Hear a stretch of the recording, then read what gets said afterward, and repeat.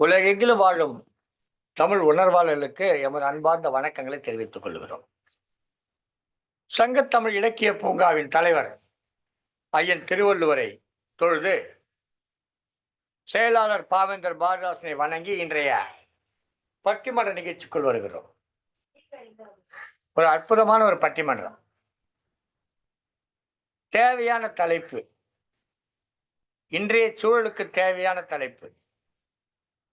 இன்றைய சூழலில் கைபேசிகள் நன்மையை பயக்கின்றனவா, தீமையை பயக்கின்றனவா? ஒன்று செய்வோம், உங்களுக்கு வேணாம் எனக்கு வேணாம், இன்னைக்கு ஒரு நாள் விட்டுடுவோம். ஏன்னா இன்னைக்கு நம்ம இந்த கைபேசியில தான் இந்த நிகழ்ச்சி நடத்திட்டு இருக்கோம். அதனால இன்னைக்கு ஒரு நாள் விட்டுட்டு இன்னைக்கு இல்லாம மற்ற நாள்லாம் நன்மை பயக்கின்றனவா, தீமை பயக்கின்றனவான்னு பேசுவோம். கைபேசி வழியாகத்தான் இந்த நிகழ்ச்சியை நடத்தி கொண்டிருக்கிறோம். இணைய வழியாகத்தான் இந்த நிகழ்ச்சியை வழங்கி கொண்டிருக்கிறோம். என்றாலும் இது தீமையே பயக்கின்றது என்று பேசுவதற்காக இருவர் வந்திருக்கிறார்கள். இல்லை இல்லை, நன்மையைத்தான் தருகின்ற என்று பேசுவதற்காக இருவர் வந்திருக்கிறார்கள். நாம் இருவர் நமக்கு இருவர் என்பது போல இந்த 4 பேரை வந்திருக்கிறாங்க. திருக்குறள் தொண்டர் திருமதி சிவகாமி சண்முக சுந்தரம் அவர்கள் சங்கத்தமிழ் வலைக்காட்சியினுடைய மேலாண் இயக்குநராக இருப்பவர். ஒரு வலைக்காட்சியுடைய மேலாண் இயக்குநராக இருப்பவர். சிவகாமி சண்முக சுந்தரம் என்கிற ஒரு அலைவரிசையை நடத்தி கொண்டிருப்பவர். தீமையை பயக்கின்றது என்ற அலைபேசிகள் என்று பேசுகிறார். அவரோடு இணைந்து திருமதி கிரிஜா ராஜசேகர் அவர்கள் அலைபேசி வழியாகவே பாடுவோர் பாடலாம் என்ற நிகழ்ச்சியை தமிழறிவு வானொலியில் நடத்தி கொண்டிருக்கிற அம்மையார் தீமையை பயக்கின்றது என்று பேச வந்திருக்கிறார். எதிரணியிலே பள்ளி ஆசிரியர் திருமதி தமிழ் மகள் சோ சாந்தா அவர்கள் வகுப்புலையும் பள்ளிக்கூடத்திலையும் பள்ளிக்கூட பிள்ளைகிட்டையும் வகுப்புலையும் தன்னுடைய பிள்ளைகிட்டையும் போன் இப்ப பார்த்தாலும் போனையே பார்த்துக்கிட்டு இருக்கேன், இப்ப பாரு போன் அப்படின்னு சொல்லிக்கிட்டு இருக்கவங்க நன்மை பயக்கிறது பேச வந்திருக்காங்க. திருமதி புவனா அவர்கள் ஐயோ இது பெரிய தொல்லையா இருக்குதுன்னு சொல்லுவாங்க. அவங்க நன்மையை பயக்குதுன்னு பேச வந்திருக்காங்க. எனக்கு ஒண்ணுமே புரியல, உண்மையிலேயே எனக்கு புரியல. நன்மைன்னு சொல்ற அதை பயன்படுத்துறவங்கலாம் தீமைன்னு சொல்றாங்க, வேண்டான்னு சொல்றவங்களாம் நன்மைன்னு சொல்றாங்க. ஆனா ஒண்ணு புரியுது, பயன்படுத்துறதுனால தீமைன்னு சொல்றாங்க. பயன்படுத்தால் ஏற்படக்கூடிய தீமையை உணர்ந்ததுனால அந்த தீமையை விலக்கிவிட்டால் அது நன்மைன்னு சொல்றாங்க. இதுதான் எனக்கு புரியுது. ஆக இந்த 4 பேரும் இன்றைக்கு பட்டிமன்றத்திலே கலந்து கொண்டு தங்கள் தங்கள் வாதங்களை வைப்பதற்காக முன் வந்திருக்கிறார்கள். இன்றைக்கு ஒரு சாதாரணமாக பக்கத்தில் இருக்க கடைக்கு போயிட்டு வர வேண்டும் என்று சொன்னால் ஆண்கள் சட்டை போடாமல் இடுப்பிலே வீட்டில் இருக்கக்கூடிய ஒரு அங்கியை கட்டி கொண்டு செல்வார்கள். சட்டை கூட போட மாட்டார்கள், துண்டு கூட ஆனால் கையில செல்போன் எடுத்துட்டு போயிடுவாங்க. பெண்கள் கூட நிறைய பேர் இருக்காங்க, வீட்டு உடையில இருப்பாங்க, அப்படியே ஒரு துண்டத்துக்கு மேல போட்டுக்கிட்டு போவாங்க, ஆனா கையில செல்போன் எடுத்துட்டு போவாங்க. இந்த செல்போன் எங்க போனாலும் செல்போன் பயன்படுத்துறாங்க. எதையாவது தொலைத்து விட்டால் கூட தேட மாட்டார்கள், ஆனால் செல்போனை ஒரு நிமிடம் கீழே வச்சா எங்க எங்க எங்க தேடுவாங்க. செல்போன் என்பது இப்பொழுது, இந்த அலைபேசி என்பது இப்போது நம்முடைய ஒரு அங்கமாக மாறிவிட்டதோ என்று எண்ணக்கூடிய அளவுக்கு வந்திருக்கிறது. அதோடைய வீச்சு வேகம் ஏராளமாக இருக்கிறது. 130 கோடி மக்கள் வசிக்கக்கூடிய இந்த நாட்டிலே 40 கோடிக்கும் மேலாக தொலைபேசி இருக்கின்றது என்று சொல்லுகிறார்.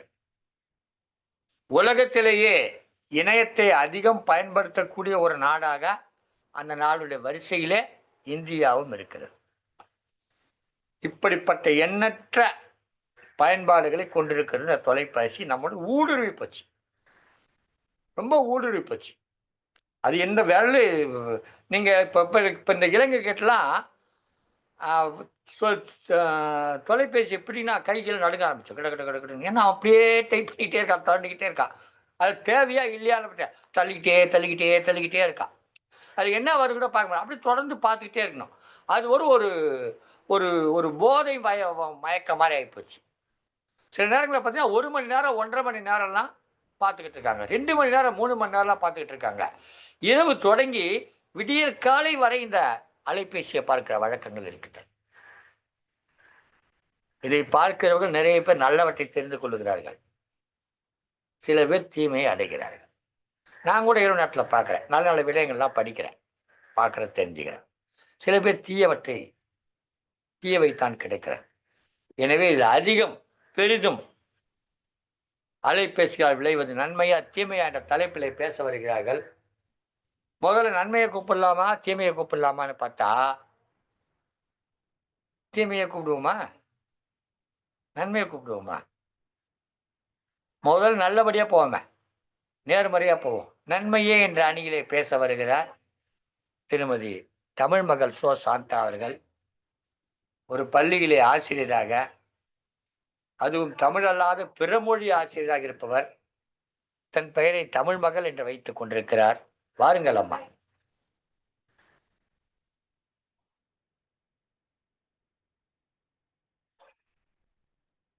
வணக்கம். என்னுள் என் உயிரில் கலந்த என் தாய்மொழிக்கு முதல் வணக்கம். ஐயன் திருவள்ளுவரையும் பாரதிதாசனையும் திரு நீலகண்ட ஐயா மற்றும் அனைவரையும் வணங்கி என் தலைப்பிற்குள் வருகிறேன். இன்றைய சூழலில் திறன் பேசிகளால் அதிகம் விளைவது நன்மையே என்பது எனது ஆணித்தரமான கருத்து.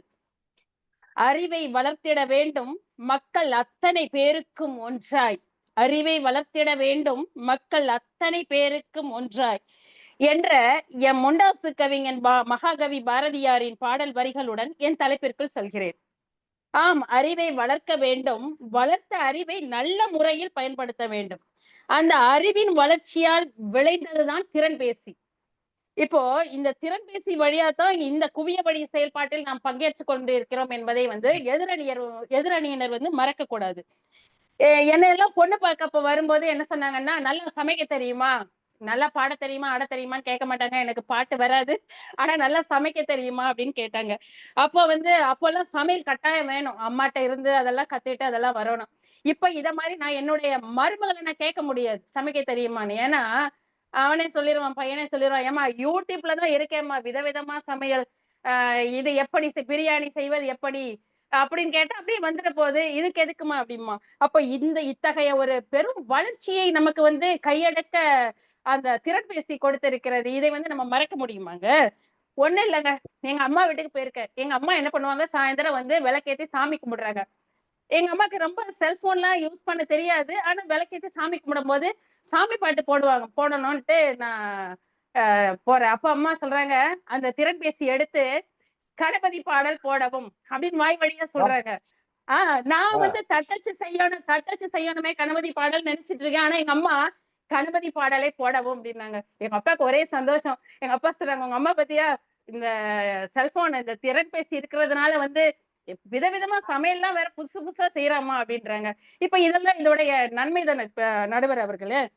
இன்னைக்கு பாத்தீங்கன்னா பெரிய பெரிய கடையில இருந்து சிறிய கடை வரைக்கும் பாத்தீங்கன்னா வணிகம் ரொம்ப அமோகமா போகுது. எல்லாம் ஜிபே மூலமா நல்லா போயிட்டு இருக்கு. இத நம்ம உங்க அப்பாவோட நிலைமையும் என்னுடைய நிலைமை நினைச்சு ரொம்ப வருத்தப்படுறேம்மா. நானும் கூட அந்த கூகுள் பார்த்து யூடியூப பார்த்து இல்லையா, நல்லா சமையல் பண்ணலாம், அதெல்லாம் ஒண்ணும் தப்பு இல்லையா. அப்புறம் பாத்தீங்கன்னா இந்த வணிகம் இந்த ஜிபே மூலியமா ரொம்ப ரொம்ப நல்லா போய்கிட்டு இருக்கலாம். ஒரு இளைஞர் வியாபாரி, அவருக்கு படிப்பறிவு இல்லைன்னு சொல்லுவான்.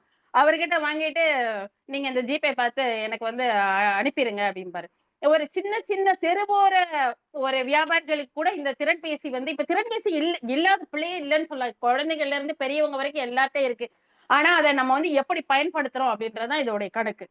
வல்லவனுக்கு வல்லவன் வையகத்தில் உண்டு என்பதற்கு ஒரு சிறந்த உதாரணம் இந்த திறன்பேசி தாங்க. தொலை தூரத்தில் இருந்த தொழில்நுட்பம் இன்று மனிதனின் சட்டை பைக்குள் வைக்கப்பட்டுள்ளது. வெளிநாட்டில் வேலை பார்க்கும் தன் மகனிடமோ மகளிடமோ முகம் பார்த்து பேச முடிகிறது. இதெல்லாம் நன்மை இல்லையா நடுவர் அவர்களே? நீங்க நினைச்சு பாருங்க, தன்னுடைய பிள்ளை வெளிநாட்டுல இருக்கு, அதனுடைய முன்னாடி எல்லாம் வந்து அந்த கால் புக் பண்ணி பேசுவாங்க, என் பிள்ளை வெளிநாட்டுல இருக்கு, துபாயில இருக்கு அப்படின்னு சொல்லுவாங்க. இப்ப அப்படி இல்ல, என் பிள்ளை முகம் ஏன் வாடி இருக்கு, அதுல இருந்து பேசும்போதே ஐயா நீ சாப்பிட்டியா சாப்பிடலையா என்னையா பண்ற அப்படின்னு கேட்கும் போது அந்த முகத்தை நேருக்கு நேர பார்த்து, எவ்வளவு தூரமா இருந்தாலும் அந்த தொலைவுகள் வந்து ரொம்ப வந்து கம்மியாயிருச்சு. இதை நம்ம வந்து ஒத்துக்கதான் வேணும். அப்ப வந்து இதுல இன்னொரு விஷயம் என்னன்னா, எனக்கு ஐயாவெல்லாம் ரொம்ப தெரியாது. எங்கோ இருக்கும் நீலகண்ட ஐயாவையும், சிவகாமி அம்மா, புவனா அம்மா, கிரிஜா அம்மா எல்லாரையும் இந்த குவிய மொழி தானே எனக்கு இதை வந்து நீங்க நன்மைன்னு ஒத்துக்க மாட்டேன்னு எப்படி சொல்ல முடியும்? அதாவது இன்று கல்யாண பத்திரிகை எடுத்துருங்க. கல்யாண பத்திரிகை எல்லாம் அந்த காலத்துலன்னா 100 பத்திரிகை, 200 பத்திரிகை, 500 பத்திரிகை. இப்ப எல்லா இடத்துலயும் என்ன பண்றாங்கன்னா, ஒரு கல்யாண பத்திரிகை ஒண்ணு மட்டும் எடுத்து வாட்ஸ்அப்ல போட்டு குரூப்ல போட்டுறாங்க. பாத்துக்கிறேங்க அவ்வளவுதான். என்ன பத்திரிக்கை வரலன்னு நான் தான் வாட்ஸ்அப்ல அனுப்பிட்டேனே அப்படின்றாங்க. இதை வந்து யாரும் வந்து குறை சொல்றது இல்ல.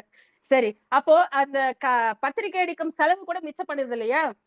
சரி, கைகளை விலங்காக்கி கண்களை கைது செய்யும் மாய கண்ணாடி, வர்ணஜால கண்ணாடி, உன்னை மறக்க முடியுமா, இல்லை உன்னை ஒதுக்கத்தான் முடியுமா என் திறன் பேசியே. இப்ப இன்னொரு விஷயங்க, கணவன் மனைவிக்குள்ள ஒரு சண்டை வருது, அத சமாதானம் செய்து வைக்கும் ஒரு அற்புத தூதுவனாக திறன் பேசி இருக்கிறது. இப்ப எங்க வீட்டுல எல்லாம் சண்டை போட்டா நான் அப்ப வந்து ரொம்ப நல்ல பிள்ளையா ஆயிருவேன். எதுவும் பேச மாட்டேன், எதிர்த்து பேச மாட்டேன். சரி அமைதி, எனக்கு கூட்டு குடும்பம், அந்த இடத்துல நான் வந்து எதிர்த்து பேசணும்னா எல்லாருமே வந்து ஆதரவா வருவாங்க. மாமனார், மாமியார், நாத்தனார் எல்லாரும் ஆதரவா வருவாங்க. அந்த நேரத்துல நான் அமைதியாயிருவேன். 1 மணி நேரம் கழிச்சு குறுஞ்செய்தி அனுப்புவேன். பேசுனதெல்லாம் அனுப்புவேன். அப்போ அனுப்பி அவர் பேசுனது சரியா தவறான அவரையும் உணர வைக்க முடியுது. இப்ப நேருக்கு நேரம் நான் நின்னு பேச முடியுமாங்க? இதெல்லாம் ஒரு நன்மை தானே. நீங்க இல்லைன்னு சொல்லி என்னையா? உண்மைதான் நீங்க சொல்றது. நான் கூட எங்க மனைவி கோச்சுட்டாங்கன்னா, உடனே என்ன பண்ணுவேன், வாட்ஸ்அப்ல புடவை எடுத்து அனுப்பிச்சு வைப்பேன். வாட்ஸ்அப்ல புடவை எடுத்து அவங்க சந்தோஷப்படுவாங்க. நம்ம வீட்டுக்காரர் புடவை வாங்கி கொடுத்தாரு. நல்ல வார்த்தையா தான் இருக்கும். உண்மைதானயா? அதெல்லாம் வந்து நம்ம மறுக்க முடியாது. பிறருக்கு ஆனா புத்தி வாட்ஸ்அப் புடவை கூறணும். கட்டிக்க முடியாது. வாட்ஸ்அப் புடவை கட்டிக்க என்னையா? முடியாது. வாட்ஸ்அப் அனுப்புற புடவை கட்டிக்க முடியாதே. வாட்ஸ்அப் புடவை கட்டிக்க முடியாது. ஆனா நீங்க அனுப்புன புடவையோட வீட்டுக்கு போகலைன்னா உங்களுக்கு கிடைக்கிற மரியாதை வேறு விதமா இருக்கும் இல்லையா? பிறருக்கு புத்தி கூற வேண்டும் என்றால் திறன்பேசி மூலம் எவ்வளவு வேணாலும் நம்ம சொல்லலாம். இப்ப இன்னொன்னு ஆமா. பாத்தீங்கன்னா, கொரோனா காலகட்டத்துல வந்து எத்தனை பள்ளிக்கூடங்கள் வந்து திறன்பேசியை வந்து பயன்படுத்தி பாடங்களை எடுத்தார்கள். இதை வந்து இல்லை அப்படின்னு நீங்க வந்து மறுக்க முடியுமா? என் பள்ளி மாணவ மாணவிகள் எல்லாம் பாத்தீங்கன்னா, வாட்ஸ்அப்ல ஒரு குரூப் வச்சிருக்காங்க. அந்த குரூப்ல வந்து இன்னைக்கு ஒருவன் ஒருவன் வந்து ஒருவன் வந்து ஆஹ் ஆஹ் ஒருவன் வந்து வீட்டு பாடம் செய்ய முடியலன்னா அந்த குரூப்ல போடும்போது விடுமுறை எடுத்தவனுக்கு வந்து அது உதவியா இருக்கிறது. அதுல உள்ள பெற்றோர்களும் அந்த குரூப் பயன்படுத்தி அவர்களும் அதுல வந்து நல்ல ஒரு நட்புறவோட இருக்காங்க. அதை இல்லைன்னு சொல்ல முடியாது. இறுதியாக தொல்காப்பியரின் அமுத வரிகளை கூறி நிறைவு செய்கிறேன். ஒன்றறிவதுவே உற்றறிவதுவே இரண்டறிவதுவே அதனோடு நாவே மூன்றறிவதுவே அவற்றோடு மூக்கே நான்கறிவதுவே அவற்றோடு கண்ணே ஐந்தறிவதுவே அவற்றோடு செவியே ஆறறிவதுவே அவற்றோடு மனனே நேரின் உணர்ந்தோர் நெறிப்படுத்தினரே. ஆம், ஆறறிவு படித்த மனிதன் பகுப்பாய்வு திறன் பெற்று கண்டுபிடித்ததுதான் திறன் பேசி. நாம் கத்தியை வைத்துக் கொண்டு காயும் வெட்டலாம், கனியும் வெட்டலாம், காயப்படுத்தலாம், கொலையும் செய்யலாம். ஆனால் அதை எப்படி பயன்படுத்த வேண்டும் என்பது அதை பயன்படுத்துபவரின் கையில் தான் இருக்கிறது. அதற்காக கத்தியே வேண்டாம் என்று சொல்ல முடியாது. அது போலதான் திறன்பேசியில் நல்லதை எடுத்து அல்லதை விடுக்க வேண்டும். ஒரு நாணயத்திற்கு 2 பக்கங்கள் உள்ளது போல நன்மையும் இருக்கிறது, தீமையும் இருக்கிறது. அதில் உள்ள நன்மையை மட்டும் எடுத்துக்கொள்ள வேண்டும் என்று கூறி வாய்ப்பளித்த அனைவருக்கும் நன்றி கூறி விடைபெறுகிறேன். ஆகவே மனித வாழ்க்கைக்கு ஊறு விளைவிக்காத தகவல் தொழில்நுட்ப சாதனத்தை நேசிப்போம் நேசிப்போம் நேசிப்போம் என்று கூறி விடைபெறுகிறேன். நன்றி ஐயா.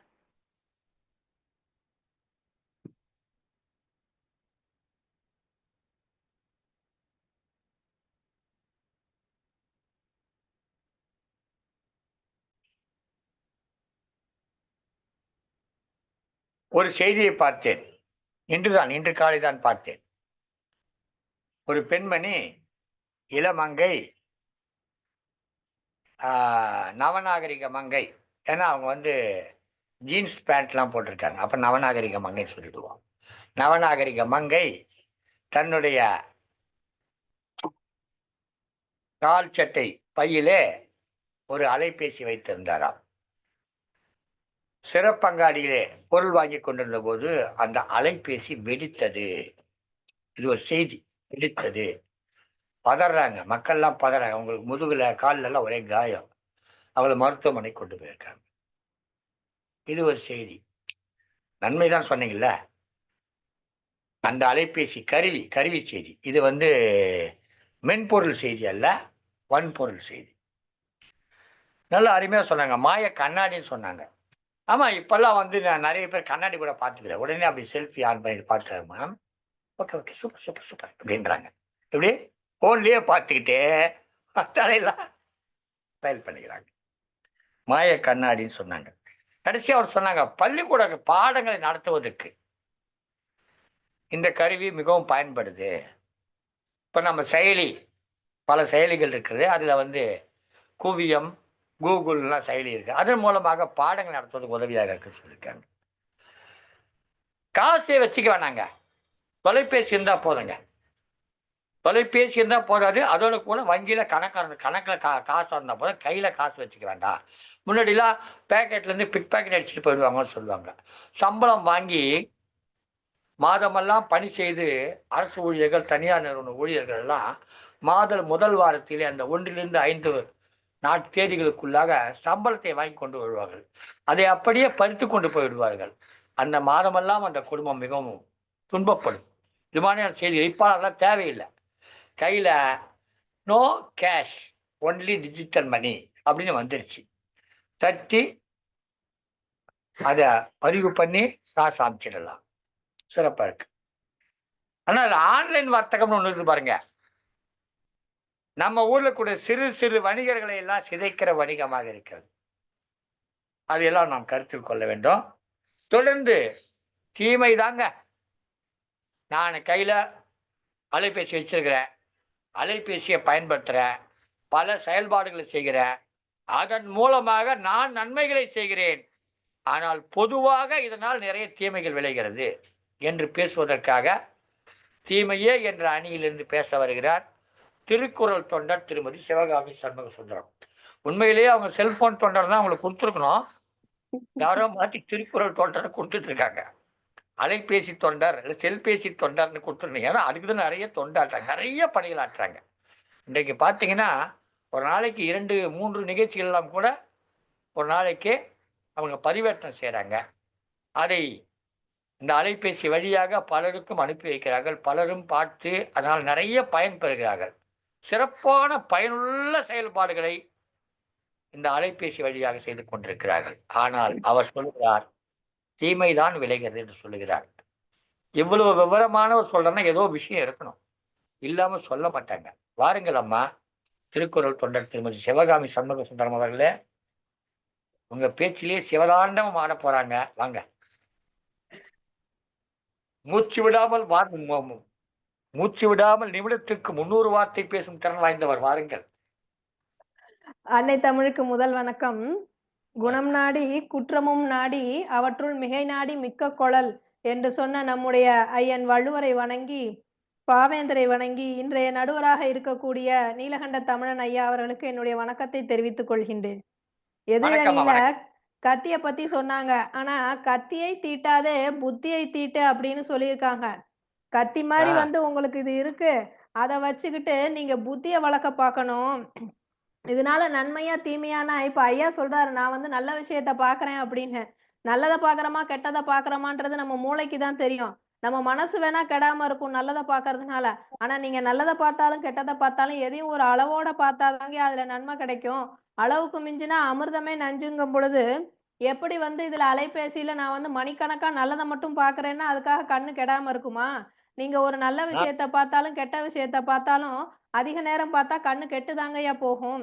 இன்னைக்கு பார்த்தீங்கன்னா சிறு குழந்தைகள்ல இருந்து முதியவர் வரைக்கும் அலைபேசியை பயன்படுத்துறாங்க. ஆனா பெரியவர்கள் அவங்களுக்கு எல்லாம் வளர்ச்சி அடைஞ்சிருது. அதற்கப்புறம் தான் பாதிப்பு. ஆனால் சிறுவர்கள் இல்ல குழந்தைகளை பொறுத்த வரைக்கும் அவர்களுடைய வளர்ச்சியே பாதிப்படைகிறது, தடைபடுகிறது. அது நன்மையா? உங்களுக்கு இன்னைக்கு ஒரு சின்ன குழந்தைக்கு உணவு ஊட்டணும் அப்படின்னா அது கையில அலைபேசியை கொடுத்துடுறாங்க.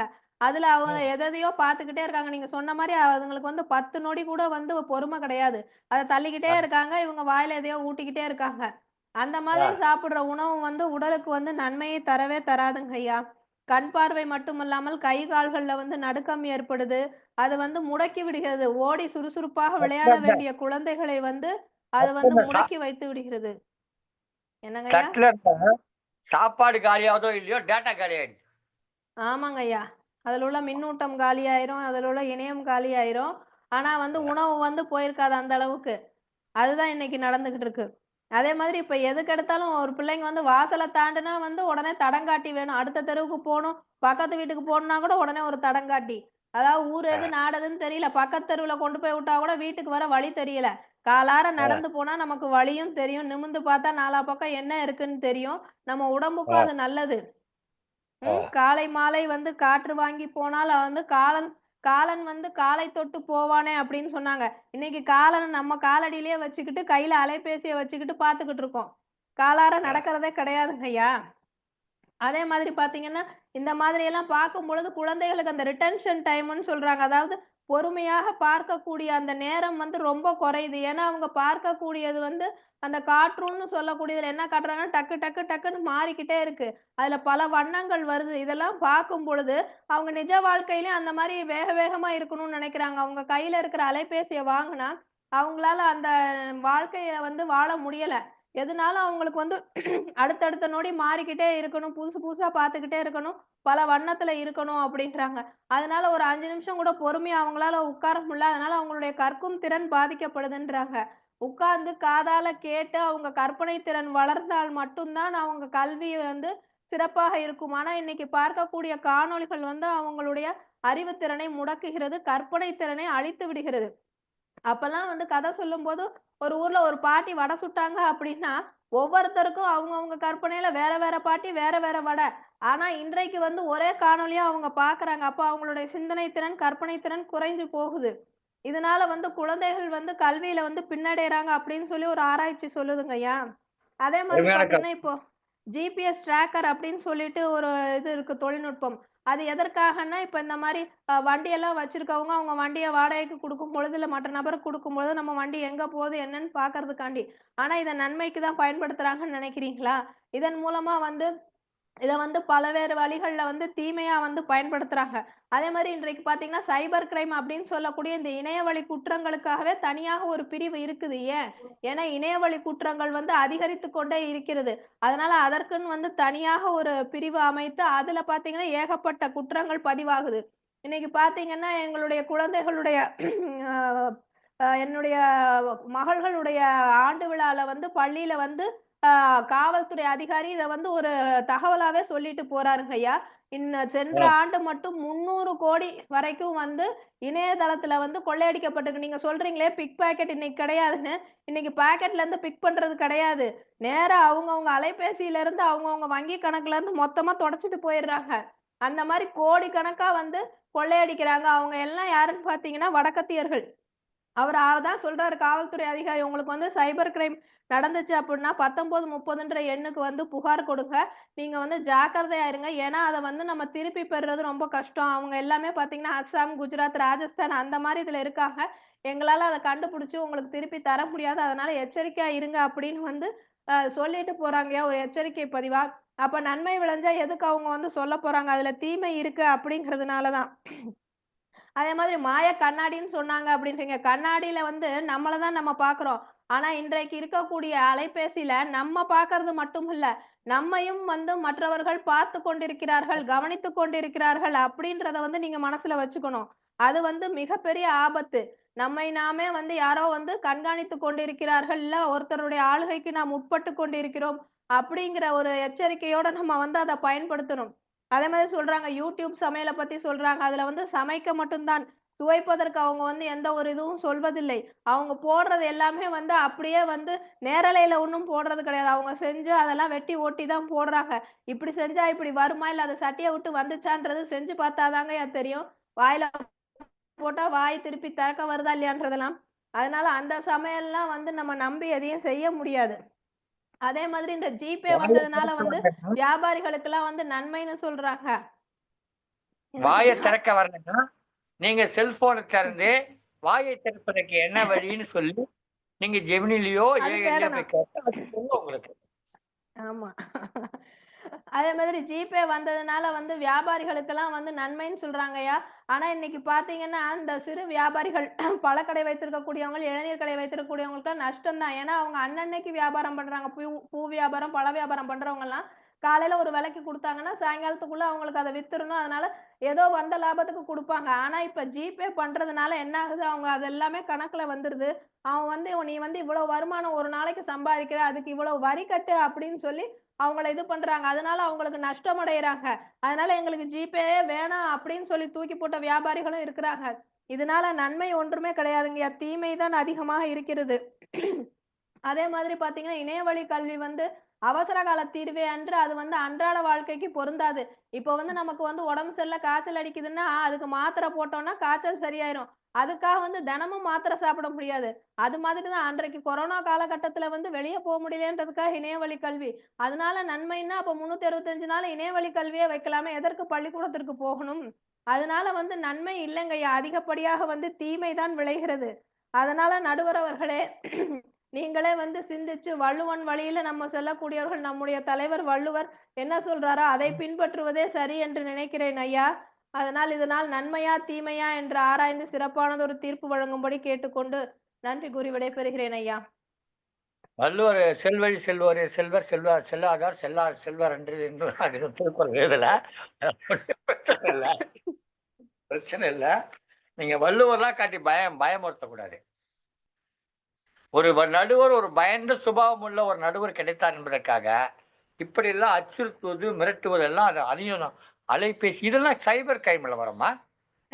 இந்த மாதிரி அவற்றுள் மிக மிரட்டினாங்கன்னா cyber மிக்க crime ல வரும். குழல்னு சொல்லியிருக்காருங்கய்யா வள்ளுவர். எது அதிகமா இருக்கோ பார்த்து நீங்க முடிவு பண்ணுங்க.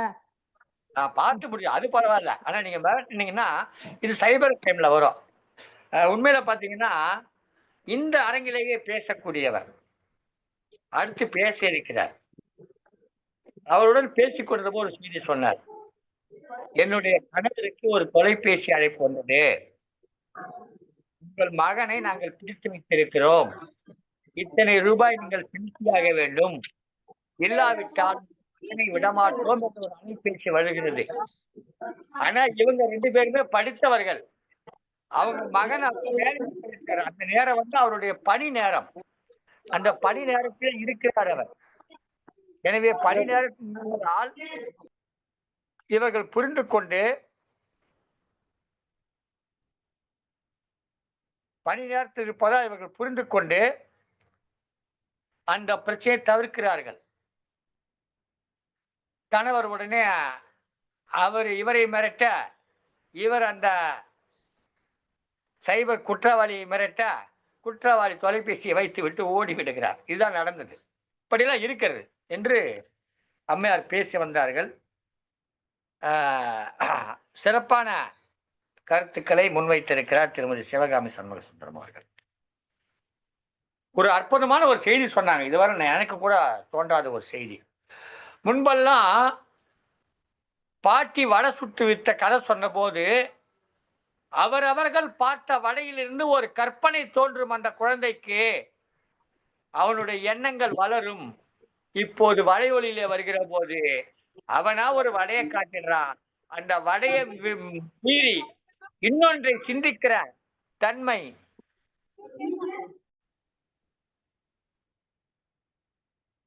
கதையாக கூறியிருந்தால் அந்த குழந்தைக்கு வடை எப்படி இருக்கும் என்ற சிந்தனை வந்திருக்கும். வடை எப்படி இருக்கு என்று கேட்டு இருக்கும். இப்பெல்லாம் கேட்கறதுக்கு வேண்டிய அவசியம் கிடையாது. வடைனா இப்படித்தான் இருக்கும். அப்படி ஒரு தீர்மானத்தை கொடுத்து விடுகிறது. அந்த பிள்ளைக்கு இதை விட வேறு மாதிரியாக ஒரு வடை சுடலாம் என்ற எண்ணம் தோன்றாமலே போய்விடுகிறது. உளுத்தம்பருப்பு வடை தான் சுடணுமா? கடலை ஒரு வடை தான் சுடணுமா? தோரம் பருப்பு கடலை பருப்பும் போட்டு சுடலாமா? இப்படிங்கிற ஒரு சிந்தனை விரிவாக்கம் என்பது அந்த குழந்தைக்கு வராமல் போய்விடுகிறது. ரொம்ப அருமையான ஒரு கருத்தை சொல்லியிருக்கிறார்கள். கூடுதலாக ஒன்றை சொல்லியாக வேண்டும். இந்த கேம்ஸ் ஒன்று கொண்டாந்துருக்கான். அந்த கேம்ஸ் ஆடுகிற பிள்ளையினுடைய முகமே மாறி விடுகிறது. அப்படியே அந்த வச்சுக்கிட்டு அப்படியே அதை போட்டி சுடுறாங்க. வேற ஒண்ணும் இல்லை. ஒரு மனிதனை சுடுவது என்பற எண்ணத்தை ஒரு மனிதனை துரத்தி துரத்தி வேட்டையாடுவது என்கிற எண்ணத்தை அந்த விளையாட்டுகள் தருகின்றன. இப்போ ஒரு புதுசாக ஒரு விளையாட்டு, அந்த விளையாட்டில் ஈடுபட்டு நிறைய பேர் சொத்து சுகத்தால் இழந்து சில பேர் தற்கொலைலாம் பண்ணிக்கிட்டு இருக்காங்க. அதையும் ஏற்படுத்தியிருக்குது. இப்படிலாம் நிறைய செய்திகளை எல்லாம் அம்மையார் கொடுத்திருக்கிறார்கள். இணைய குற்றங்களை பற்றி சொல்லியிருக்கிறார்கள். ஜிபேல மிக சாதாரணமானவர்கள் ஏற்கனவே அவர்களுக்கு மீது அதிக வரி இருக்கிறது, மேலும் மேலும் வரி கட்ட வேண்டிய சூழ்நிலைக்கு தள்ளப்படுகிறார்கள் என்று சொல்கிறார்கள். நம்ம கையில காசு இருந்தா நாம செலவு பண்ணலாம், எவ்வளோ வேணுமோ அவ்வளோ செலவு பண்ணலாம். தொலைபேசி வழியில் செலவு பண்ணா எவ்வளவு செலவு பண்றோம் தெரியாம செலவு பண்றோம் ஒண்ணு. இரண்டாவதாக யாருடைய கட்டுப்பாட்டிலோ நாம் செலவு செய்திருக்கிறோம் என்பது இரண்டு. நன்றாக சாப்பிட்டு விட்டு அந்த காசாளருடைய இடத்திற்கு வந்து உணவு விடுதியிலே அதை ஸ்கேன் பண்ணுவாங்க. நெட் இருக்காது சார், நெட் இல்லை சார் அப்படின்ற போது அந்த உணவக உரிமையாளர் மிக கேவலமாக பார்ப்பார். உண்மையில் நெட் இல்லாமல் பணம் வரலையா, இல்லை பேங்க்ல அக்கௌண்ட்ல பணம் இல்லாமல் வரலையா என்கிற எண்ணத்தோடு பார்ப்பார். இது மாதிரியான அவமதிப்பான சூழ்நிலைமைக்கெல்லாம் ஆளாக வேண்டியது இருக்கிறது. நானே ஒரு முறை இது மாதிரி துன்பப்பட்டிருக்கிறேன், பிறகு அதை சரி செய்து கொடுத்திருக்கிறேன். எனவே இப்படிப்பட்ட செய்திகளை எல்லாம் சொல்லி இருக்கிறார்கள். அடுத்து அவங்க அப்படிதாங்க சொல்லுவாங்க, அதில் நன்மைதாங்க இருக்குது என்று புதுச்சேரியை சேர்ந்த திருமதி புதுவை புவனா அவர்கள் வருகிறார்கள். அம்மையாருடைய வாதங்கள் எளிமையாக இருக்கும். கதை கதையாக சொல்லுவார். எண்ணற்ற கதைகளை சொல்லி குழந்தைகளுக்கு புரிய வைப்பது போல புரிய வைப்பார். அதற்கும் புரியவில்லை என்றால் நான் என்னங்க பண்ண முடியும் அப்படின்னு சொல்லிட்டு போய்கிட்டே இருப்பாங்க. அந்த மாதிரி எனக்கு கருத்து சொல்லுவாங்க. அருமையான ஒரு பட்டிமன்ற பேச்சாளர், இயல்பான பேச்சாளர். வாருங்கள் திருமதி புதுவை புவனா அவர்களே, நன்மைதான் என்று பேச வருகிறார். வாருங்கள். அருமையான கருத்துக்களை எடுத்து வைக்க இருக்கிறார். பொதுநல ஊழியராக பெண்கள் பாதுகாப்புக்காக தன் வாழ்நாள் முழுவதும் அர்ப்பணித்துக் கொண்டிருப்பவர் திருமதி புதுவை புவனா அவர்கள். வாருங்கள். அனைவரும் வணக்கம். வெளிச்சமே இல்லாத தோணுது. சங்கத்தமிழ்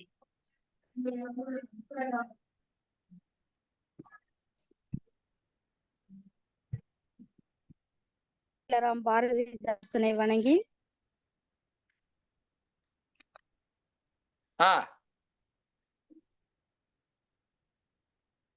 அனைவருக்கும் வணக்கம்.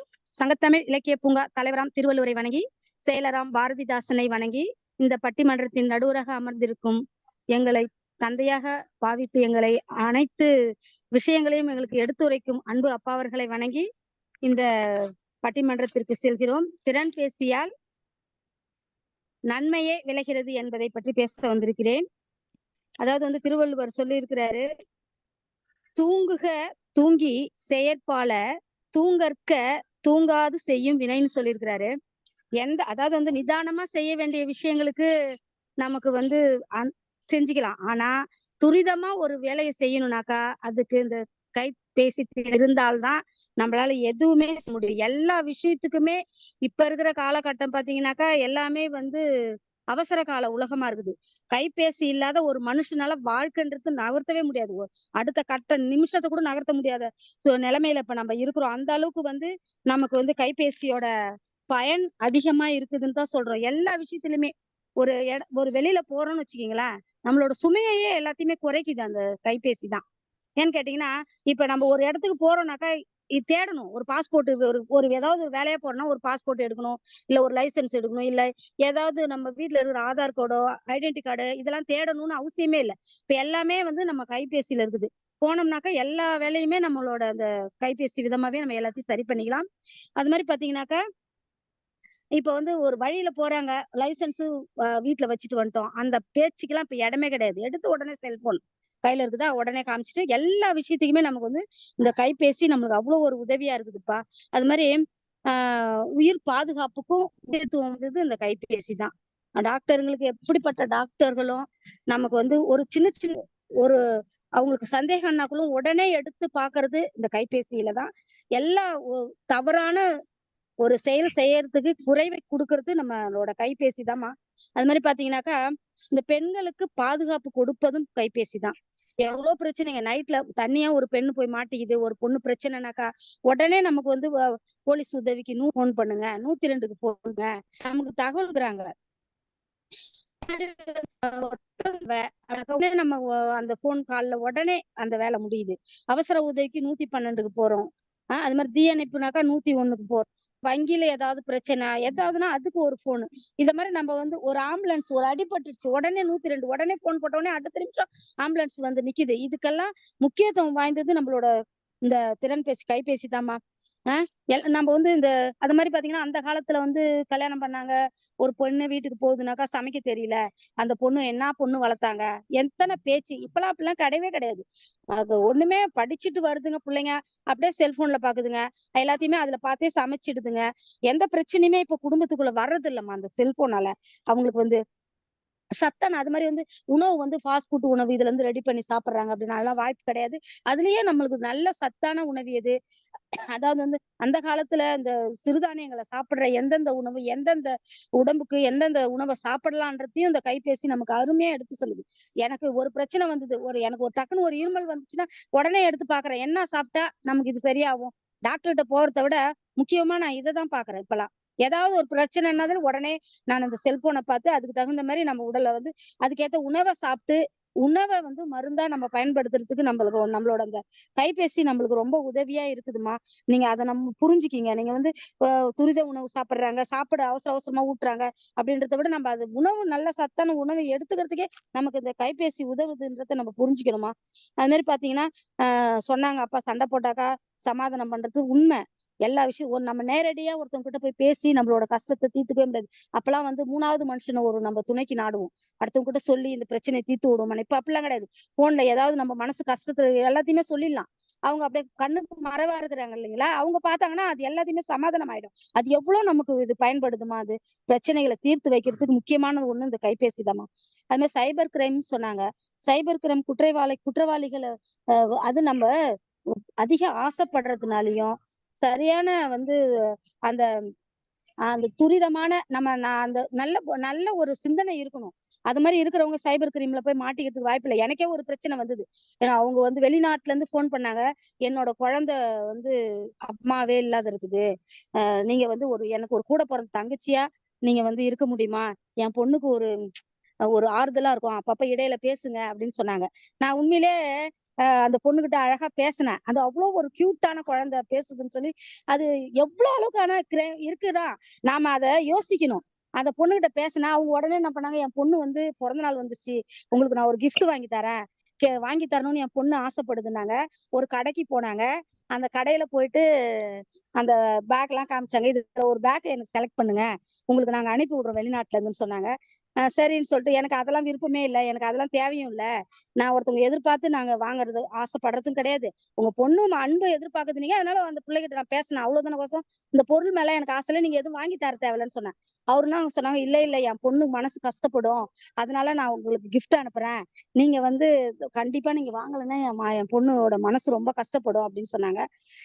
நான் எனக்கு வேணவே வேணும்னு சொல்லிட்டேன். ஆனா மறுபடியும் வற்புறுத்தி உங்களுக்கு ஒரு gift அனுப்புறோம், நீங்க வாங்கிக்கிங்க அப்படின்னு சொல்லி பாக்ஸ் ஒரு பெட்டி மாதிரி காமிச்சாங்க. அதுல நகை வச்சிருந்தாங்க, காசு வச்சிருந்தாங்க. அந்த பேக் காமிச்சாங்க இல்லைங்களா, பேக் இதுல வேணும் எது செலக்ட் பண்றதுன்னு அதை காமிச்சாங்க. எல்லாமே அந்த பாக்ஸ்ல இருந்தது. அப்ப வந்து பார்த்து ஆசைப்படுறவங்க கண்டிப்பா அதுல போய் மாட்டிக்கத்தான் செய்வாங்க. ஆசைப்படக்கூடாது. அவங்க சொன்னாங்க, நான் பார்த்தேன், இது தேவையில்லாத வேலை. நம்ம ஒருத்தவங்களுக்கு உதவி செய்யணும்னு ஆசைப்படுறோம். அதுக்காக அவங்க குடுக்குற பொருள் நமக்கு தேவையில்லை இல்லைங்களா? அந்த மாதிரி பொருள் எல்லாம் இங்க அனுப்பக்கூடாதுன்னு சொன்னேன். இல்ல மேடம் நான் அனுப்பிட்டேன். இல்ல சிஸ்டர், அதுவும் சிஸ்டர் மேடம்னால சிஸ்டர், நான் அனுப்பிட்டேன், நீங்க வேணான்னு சொல்லக்கூடாது, நீங்க கண்டிப்பா அதை வாங்கிக்கணும் அப்படின்ற மாதிரி சொன்னேன். அத மாதிரி ஒரு பெட்டியோ யாரோ எங்க வீட்டுக்கு வந்தாங்கன்னா நான் போலீஸ்ல புடிச்சு கொடுத்துருவேன். தேவையில்லாத வேலை எல்லாம் வச்சுக்க கூடாது. உங்களுக்கு வந்து இந்த மாதிரி நான் எதிர்பார்க்கல, எந்த பொருளும் எனக்கு தேவையில்லைன்னு சொன்னேன். என்ன சிஸ்டர் இப்படி சொல்லிட்டீங்க, நாங்க ஆசைப்பட்டு குடுக்கறத வேண்டான்னு சொல்றீங்களே அப்படின்னாங்க. எனக்கு வேணாம், அளவுக்கு மீறி எங்களுக்கு ஆசையும் தேவையில்ல, நீங்க குடுக்குற பொருளும் எனக்கு தேவையில்ல, எங்களுக்கு தேவையான பொருள் எங்க வீட்டுல இருக்குது, நீங்க அனுப்ப தேவையில்லைன்னு சொன்னேன். அதுக்கப்புறம் வந்து அது கட் ஆயிடுச்சு. ஏன்னா நம்ம அதுல போய் மாட்டிக்க கூடாது, யோசிக்கணும். இது வந்து நல்லதா, இந்த அளவுக்கு நம்மளுக்கு குடுக்குற அளவுக்கு வருமான்றத நம்ம யோசிச்சோம்னா, நம்ம இந்த மாதிரி விஷயம் இந்த சைபர் கிரிமினல் எல்லாம் போய் மாட்ட மாட்டோமா? இதுக்கெல்லாம் வந்து நாம வந்து கைபேசியை பயன்படுத்துற விதமும் இருக்குது. நல்ல நன்மைகளை எடுத்துக்குவோம். நீங்க ஏன் தீமை கிட்ட போறீங்க? நன்மைகளை எடுத்துக்கொண்டா கண்டிப்பா நமக்கு நன்மைதான் பயக்கும் இந்த கைபேசின்னு சொல்லி என்னோட வாதத்தை முடித்துக் கொள்கிறேன். அனைவருக்கும் நன்றி. ஒரு சிறுகதையை கூட ஒரு தொடர்கதை போல ஒரு 10 வாரத்துக்கு இழுத்து சொல்லக்கூடிய திறமை உள்ளவர் நம்முடைய புவனா அவர்கள். அருமையான ஒரு கதை சொன்னார்கள். கதையின் மூலமாக வெளிநாட்டிலிருந்து அனுப்பியதை கூட நான் வேண்டாம் என்று சொல்லிவிட்டேன் என்று சொன்னார்கள். என் விலாசத்தை கொடுத்துருக்கூடாதா? ஏம்மா என் விலாசத்தை கொடுத்துக்கலாம்ல, நான் வாங்கிட்டு இருப்பேன்ல. என்னம்மா நீங்க விட்டுட்டீங்க. மகிழ்ச்சி. செல்போன் பார்த்து உணவு சாப்பிட்டு உடல் நலத்தை பேணுவேன்னு சொல்லியிருக்காங்க. ரொம்ப கொடுமை. தயவு செய்து உடல் நல விடயத்தில் அலைபேசியோ பார்த்து மருந்துகளை எடுத்துக்கொள்ளாதீர்கள். சில நோய்களுக்கு சில மருந்துகள் பொருந்தும் என்பது உண்மைதான். ஆனால் வேறு விதமான தொல்லைகளையும் ஏற்படுத்திவிடும் என்பதை நாம் மறந்துவிடக் கூடாது. கைபேசியில மருத்துவம் இருக்குது, பெண்கள் பாதுகாப்பு இருக்குது, நிறைய எண்கள் எல்லாம் சொல்லி அந்த எண்கள் எல்லாம் தொலைபேசி தொடர்பு கொண்டா உடனே ஆறுதல் கிடைக்குதுலாம் சொன்னாங்க. தீமையன்னு பேசுறவங்க கூட சொன்னாங்க. ஏதோ ஒரு எண் சொன்னாங்க. நான் என்ன ஒரு கொடுமை, அந்த எண்ணுக்கெல்லாம் பேசுற போது தற்சமயம் இந்த எண் உபயோகத்தில் இல்லைன்னு வரும். அதுதான் ரொம்ப கொடுமையா இருக்கும். அதுதான் ரொம்ப கொடுமையா இருக்கும். இப்போது அம்மையாருடைய நன்மையே என்ற அணியை தொடர்ந்து நன்மையா நன்மைலாம் கிடையாதுங்க, தீமை தாங்க அப்படின்னு பேசுவதற்காக திருமதி கிரிஜா ராஜசேகர் அவர்கள் வருகிறார்கள். தொலைபேசியை தொடர்ந்து பயன்படுத்திக் கொண்டிருப்பவர்கள், தொலைபேசியின் மூலமாக பல பணிகளையும் செய்து கொண்டிருப்பவர்கள், இந்த அலையும் திரைபேசியும் இல்லாமல் இவர்களால் ஒரு சிறிதும் இருக்க முடியாது. உண்மைதான். ஆனாலும் இதனால் விளைவது தீமைதான் என்று பேச வருகிறார்கள். என்ன விதமான தீமைகள் அவர்கள் குறிப்பிடுகிறார்கள் என்று நாம் பார்க்க இருக்கிறோம். ஆவலாக காத்திருக்கிறோம். வாருங்கள் திருமதி கிரிஜா ராஜசேகர் அவர்களே. நன்றாக பாடல் பாட வல்லவர். பாடுவோர் பாடலாம் நிகழ்ச்சியை தொடர்ந்து வாரந்தோறும் தமிழறி வானொலியிலே வழங்கிக் கொண்டிருப்பவர்கள். அடுத்த வாரத்திலே இங்கிலாந்திலே இருக்கக்கூடிய PSSM அமைப்பிலே கூட ஒரு பாடல் நிகழ்ச்சியை நடத்தி இருக்கிறார். இப்படிப்பட்ட பல திறன் பெற்றவர். வாருங்கள் திருமதி கிரிஜா ராஜசேகர் அவர்களே, உங்களுடைய வாதங்களை முன்வையுங்கள். அனைவருக்கும் வணக்கம். சங்கத்தமிழ் இலக்கிய பூங்காவின் தலைவராம் திருவள்ளுவரை வணங்கி, செயலராம் திரு பாரதிதாசனை வணங்கி, எங்கள் சங்கத்தமிழ் இலக்கிய பூங்காவின் ஒருங்கிணைப்பாளரும் இன்று நடுவர் பொறுப்பேற்றிருக்கும் என் தந்தைக்கு நிகரான பாரதி சுடர் திரு நீலகண்ட தமிழன் ஐயா அவர்களை வணங்கி, எனக்கு என்னுடன் பேச வந்திருக்கும் மற்றும் எனக்கு எதிராக பேச வந்திருக்கும் சகோதரிகளையும் வணங்கி என்னுடைய வாதத்தை துவங்குகிறேன். கூவும் செல்போனின் நச்சரிப்பை அணைத்து கொஞ்சம் சில்வண்டின் உச்சரிப்பை கேட்போம். 10 வருஷத்துக்கு முன்னாடியே சொல்லி வச்சிருக்காங்க. செல்போனை அணைச்சிட்டு கூவும் வண்டோட ஓசையை கூட கேட்க மாட்டேன்றோம் நம்ம அப்படின்னு சொல்லிட்டு, ரீங்காரம் பண்ற வண்டோட ஓசையை கூட நம்ம இப்ப கேட்கறது இல்ல. காதுல இப்ப என்ன அப்படின்னா, போறோம் வண்டியில எல்லாம் போறோம், வண்டியில போகும்போது இப்ப வெறுன கூட பேசுறது இல்ல. அன்னைக்கு இது உண்மையாக நடந்த ஒரு விஷயம் ஐயா. நான் வண்டியில் சென்று கொண்டிருந்தேன். என் பக்கத்தில் ஒருவர் வண்டியில் நிற்கிறார். என்ன அப்படின்னா, ஏய் என்ன பேசுற நீ, உனக்கு அறிவு இல்ல, இப்படி நின்னுட்டு இருக்க, இப்படி போயிட்டு இருக்க அப்படின்றாரு. என்ன அப்படின்னு சொல்லிட்டு, ஐயோ நம்மளதான் சொல்றாரோ என்னமோ அப்படின்னு திரும்பி பார்த்தா, காதுல அந்த ஹெட்போன்ஸ போட்டுக்கிட்டு செல்போன்ல கத்திக்கிட்டு இருக்காருங்கய்யா. இந்த மாதிரி ஒரு சூழ்நிலையில் வண்டி ஓட்டினால் அவர் எப்படி வண்டியை ஒழுங்காக செலுத்துவார்? எவ்வளவு விபத்துக்களை உருவாக்குவார் இல்லையா? வண்டியில போகும்போது ஏன் வந்து பேசுறீங்க. நீங்க வந்து வண்டியில போகும்போது அது மாதிரி இப்படி வச்சு பேசுறது, காதுல வச்சு பேசுறது, அதனால வந்து எவ்வளவு நரம்பு தளர்ச்சி, எவ்வளவு பேருக்கு நரம்புகள் வந்து பாதிக்கப்பட்டிருக்குன்னு சொல்றாங்க. சமைக்கும் போது பேசுறீங்க, யூடியூப் பாக்குறீங்க, சரி யூடியூப் பார்த்து பேசுறேன் அப்படின்னு யூடியூப் பார்த்து சமைக்கிறேன்னு சொல்றாங்க அவங்க.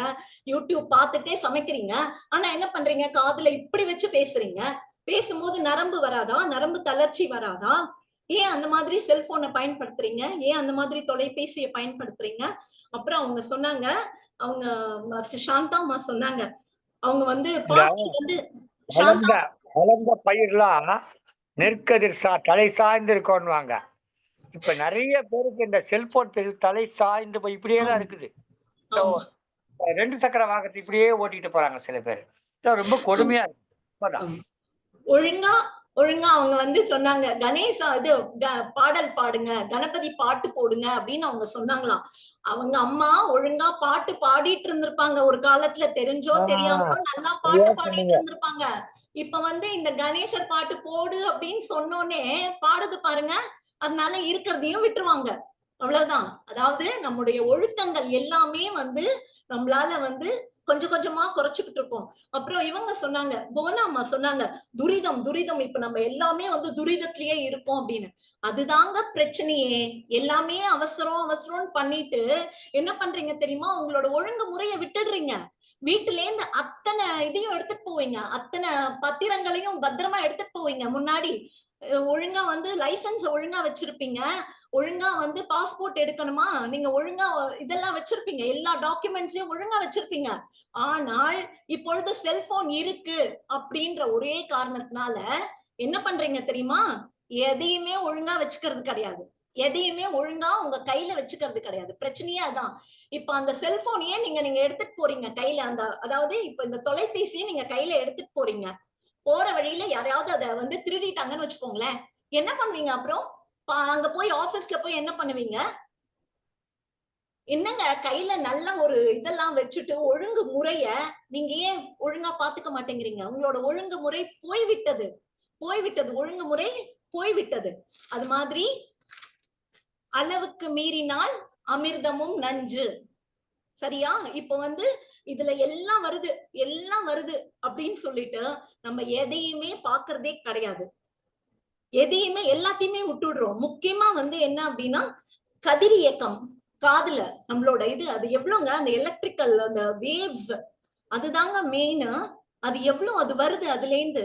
நீங்களே சொன்னீங்க நடுவரையா, வந்து பாக்கெட்ல வச்சிருந்தாங்க, அது வந்து வெடிச்சுது அப்படின்னு.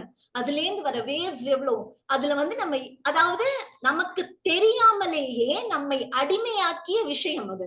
நம்ம எவ்வளவு அதுல அடிக்ட் ஆயிருக்கோம்னு உங்களுக்கு தெரியுமா? நம்மளால இந்த தொலைபேசி இல்லைன்னா நம்மளால இருக்க முடியலன்ற ஒரு நிலைமைக்கு நம்ம வந்து தள்ளப்பட்டிருக்கிறோம். நம்மளுடைய ஒழுங்குமுறை அத்தனையும் மாறிவிட்டது. அது மாதிரி யூடியூப்ல பார்த்து சமைக்கிறேன்றாங்க. ஒழுங்கா அம்மா பாட்டி கிட்ட எல்லாம் சமையல் கத்துக்கிட்டீங்கன்னா பாரம்பரிய சமையல்லாம் நல்லாவே இருக்குங்க. அதெல்லாம் இல்லாம யூடியூப்ல பார்த்து பார்த்து சமைக்கிறேன்றாங்க. இதுல என்னங்க பெருமை? அப்புறம் பாத்தீங்கன்னா இவங்க சொன்னாங்க, புவனா அம்மா சொன்னாங்க கடைசியா, இது வந்து என்ன அசட்டு தைரியத்துல வந்துடுறாங்க, இல்ல எல்லாரும் வந்து வெளியில வந்துடுறாங்க, அவங்க கைபேசி இருக்கு, நம்ம வந்து இவங்களுக்கு போன் பண்றோம், அவங்க போலீஸ்க்கு போன் பண்றோம் அப்படின்லாம் சொல்றாங்க. அந்த மாதிரி அசட்டு தைரியத்துல வெளியில போகாதீங்க.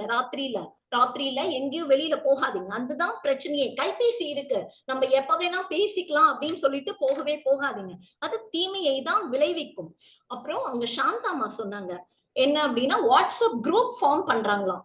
ஒழுங்கா பள்ளியில வந்து அவங்க ஆசிரியர் என்ன சொல்றாங்களோ அதை கேட்டுட்டு வீட்டுல வந்து கவனிச்சு வீட்டுல வந்து பண்ற குழந்தைகளை அதான் வாட்ஸ்அப் குரூப் இருக்கே, அதுல போய் பார்த்தா அவங்க என்ன போட்டிருப்பாங்கன்னு தெரிஞ்சுக்கலாம் அப்படின்ற ஒரு மனநிலைக்கு தள்ளக்கூடிய ஒரு உபகரணமா தான் இத பாக்குறோம்.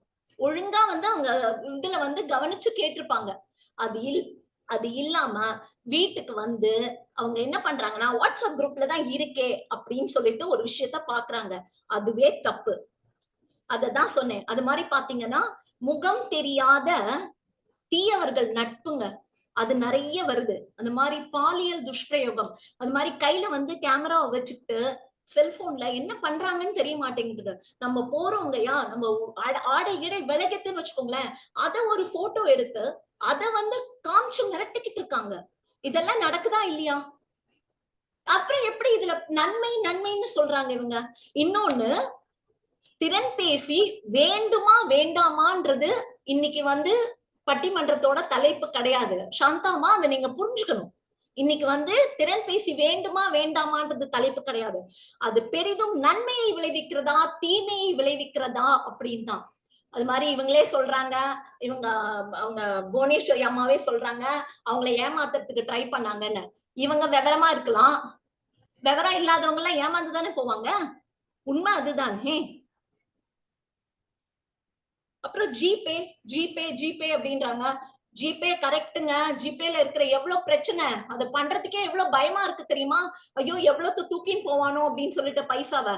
வெறும் நீங்க சொன்ன மாதிரி, ஐயா சொன்ன மாதிரி, முன்னாடி எல்லாம் பேக்கெட் இது எடுப்பாங்க, பிட் பேக்கெட் பண்ணுவாங்க அப்படின்னு சொன்னாங்க. அது வெறும் அந்த மாசம் சம்பளத்தோட போகும். இதுனா மொத்தமாவே சுருட்டிட்டு போவாங்க. அதுதாங்க பிரச்சனை. அது மாதிரி நிறைய தீய விஷயங்களை மனிதன் தூண்டப்படுகிறான் என்பதை நாம் புரிந்து கொள்ள வேண்டும் என சொல்லி, நல்ல தீர்ப்பே கிடைக்கும் என நம்பி என் வாதத்தை முடிக்கிறேன். கிரிஜா ராஜசேகர், சென்னை மயிலாப்பூரில் இருந்து. நன்றி, வணக்கம். சிறப்பான ஒரு வாதம் வைத்திருக்கிறார். குறளாசான் வாழ்ந்த மயிலாப்பூரிலே வாழ்ந்ததாக சொல்லப்படுகிற மயிலாப்பூரிலிருந்து அம்மையார் வந்தார்கள். தொடக்கத்திலே சொன்னீங்க மாச சம்பளத்தை எடுத்துட்டு போயிடுவான், இப்ப தொலைபேசி இருந்தாக்கா பத்திரமா இருக்கும்னு சொன்னாங்க. இப்பெல்லாம் மாச சம்பளம் தான் போவோம், எப்படி அடிச்சா தொலைபேசினா மொத்த காசும் போயிடும் அப்படின்னு சொல்லி எனக்கு ஒரு அதிர்ச்சி ஏற்படுத்திட்டாங்க. ஆமா, நிறைய அழைப்புகள் வருது. எனக்கு கூட ஒரு அழைப்பு வந்தது. அழைப்பு வருது, அல்லது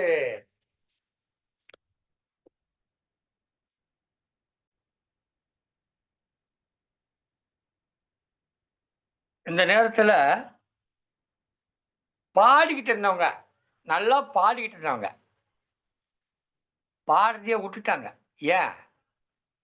இந்த இதை கேட்டு அவருடைய தனித்திறன்கள், கற்பனை திறன்கள் மழுங்கடிக்கப்படுகிறது என்று கருத்துக்களை எல்லாம் எடுத்து வைத்திருக்கிறார்கள்.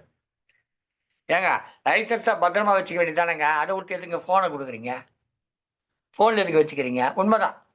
முன்னாடிலாம் அந்த காவல்துறையினர் என்ன பண்ணுவாங்க, வண்டியை மடக்கணுன்னே லைசன்ஸ் இருக்கான்னு கேட்பாங்க, இருக்கு சார் எடுத்து கொடுப்பாங்க, வாங்கி கையில் வச்சுப்பாங்க, ஃபைனை கட்டி லைசன்ஸ் வாங்கிட்டு போடுவாங்க, ஃபைனை கட்டிட்டு லைசன்ஸ் வாங்கிட்டு போடுவாங்க. இப்போ ஃபோனை கட்டினோடனே ஃபோனை வாங்கி வச்சுக்கின்னு காசை கொடுத்துட்டு ஃபோனை வாங்கிட்டு போட்டுறாங்க. முன்னாடி வெறும் லைசன்ஸு போச்சு, இவன் 10,000 ஃபோன் போய் மாட்டிக்குது. வேறு வழி இல்லாமல் பணத்தை கட்டிட்டு 1000 கட்டிட்டு போகிறோம். ஏன்னா முன்னாடி 50 ரூபா ஃபைனு, அப்போ லைசன்ஸ் வாங்கினாங்க. இப்போ 1000 ரூபாய் லைசன்ஸ் வாங்கினா விட்டுட்டு போயிடுவான், இன்னொரு காசை கட்டி புதுசாக ஒரு லைசன்ஸ் எடுத்துப்பான். அதனால் 15,000 ஃபோனை வாங்கி வச்சுக்கிறான், இப்போ ஒழுங்காக 1000 கட்டு போகிறான். இதான் நடக்குது. அருமையான கருத்துக்களை எல்லாம் முன்வைத்தார்கள் திருமதி கிரிஜா ராஜசேகர் அவர்கள். எல்லாம் அவங்களுடைய சொந்த வாழ்க்கை அனுபவங்களாக சொன்னாங்க. நான் ஏற்கனவே கூட ஒன்று சொன்னேன், மகன் பிடித்து வைத்திருப்பதாக செய்தி வந்தது. உடனே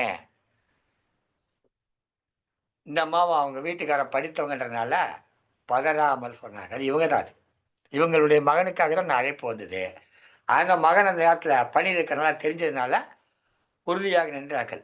ஒருவேளை அவர் பணிக்கு செல்லாமல் கடைக்கு எங்கேயாவது சென்றுருந்தா வச்சுக்கோங்க, என்ன பண்ணுவாங்க? ஒரு தாய்க்கு என்ன தோணும்?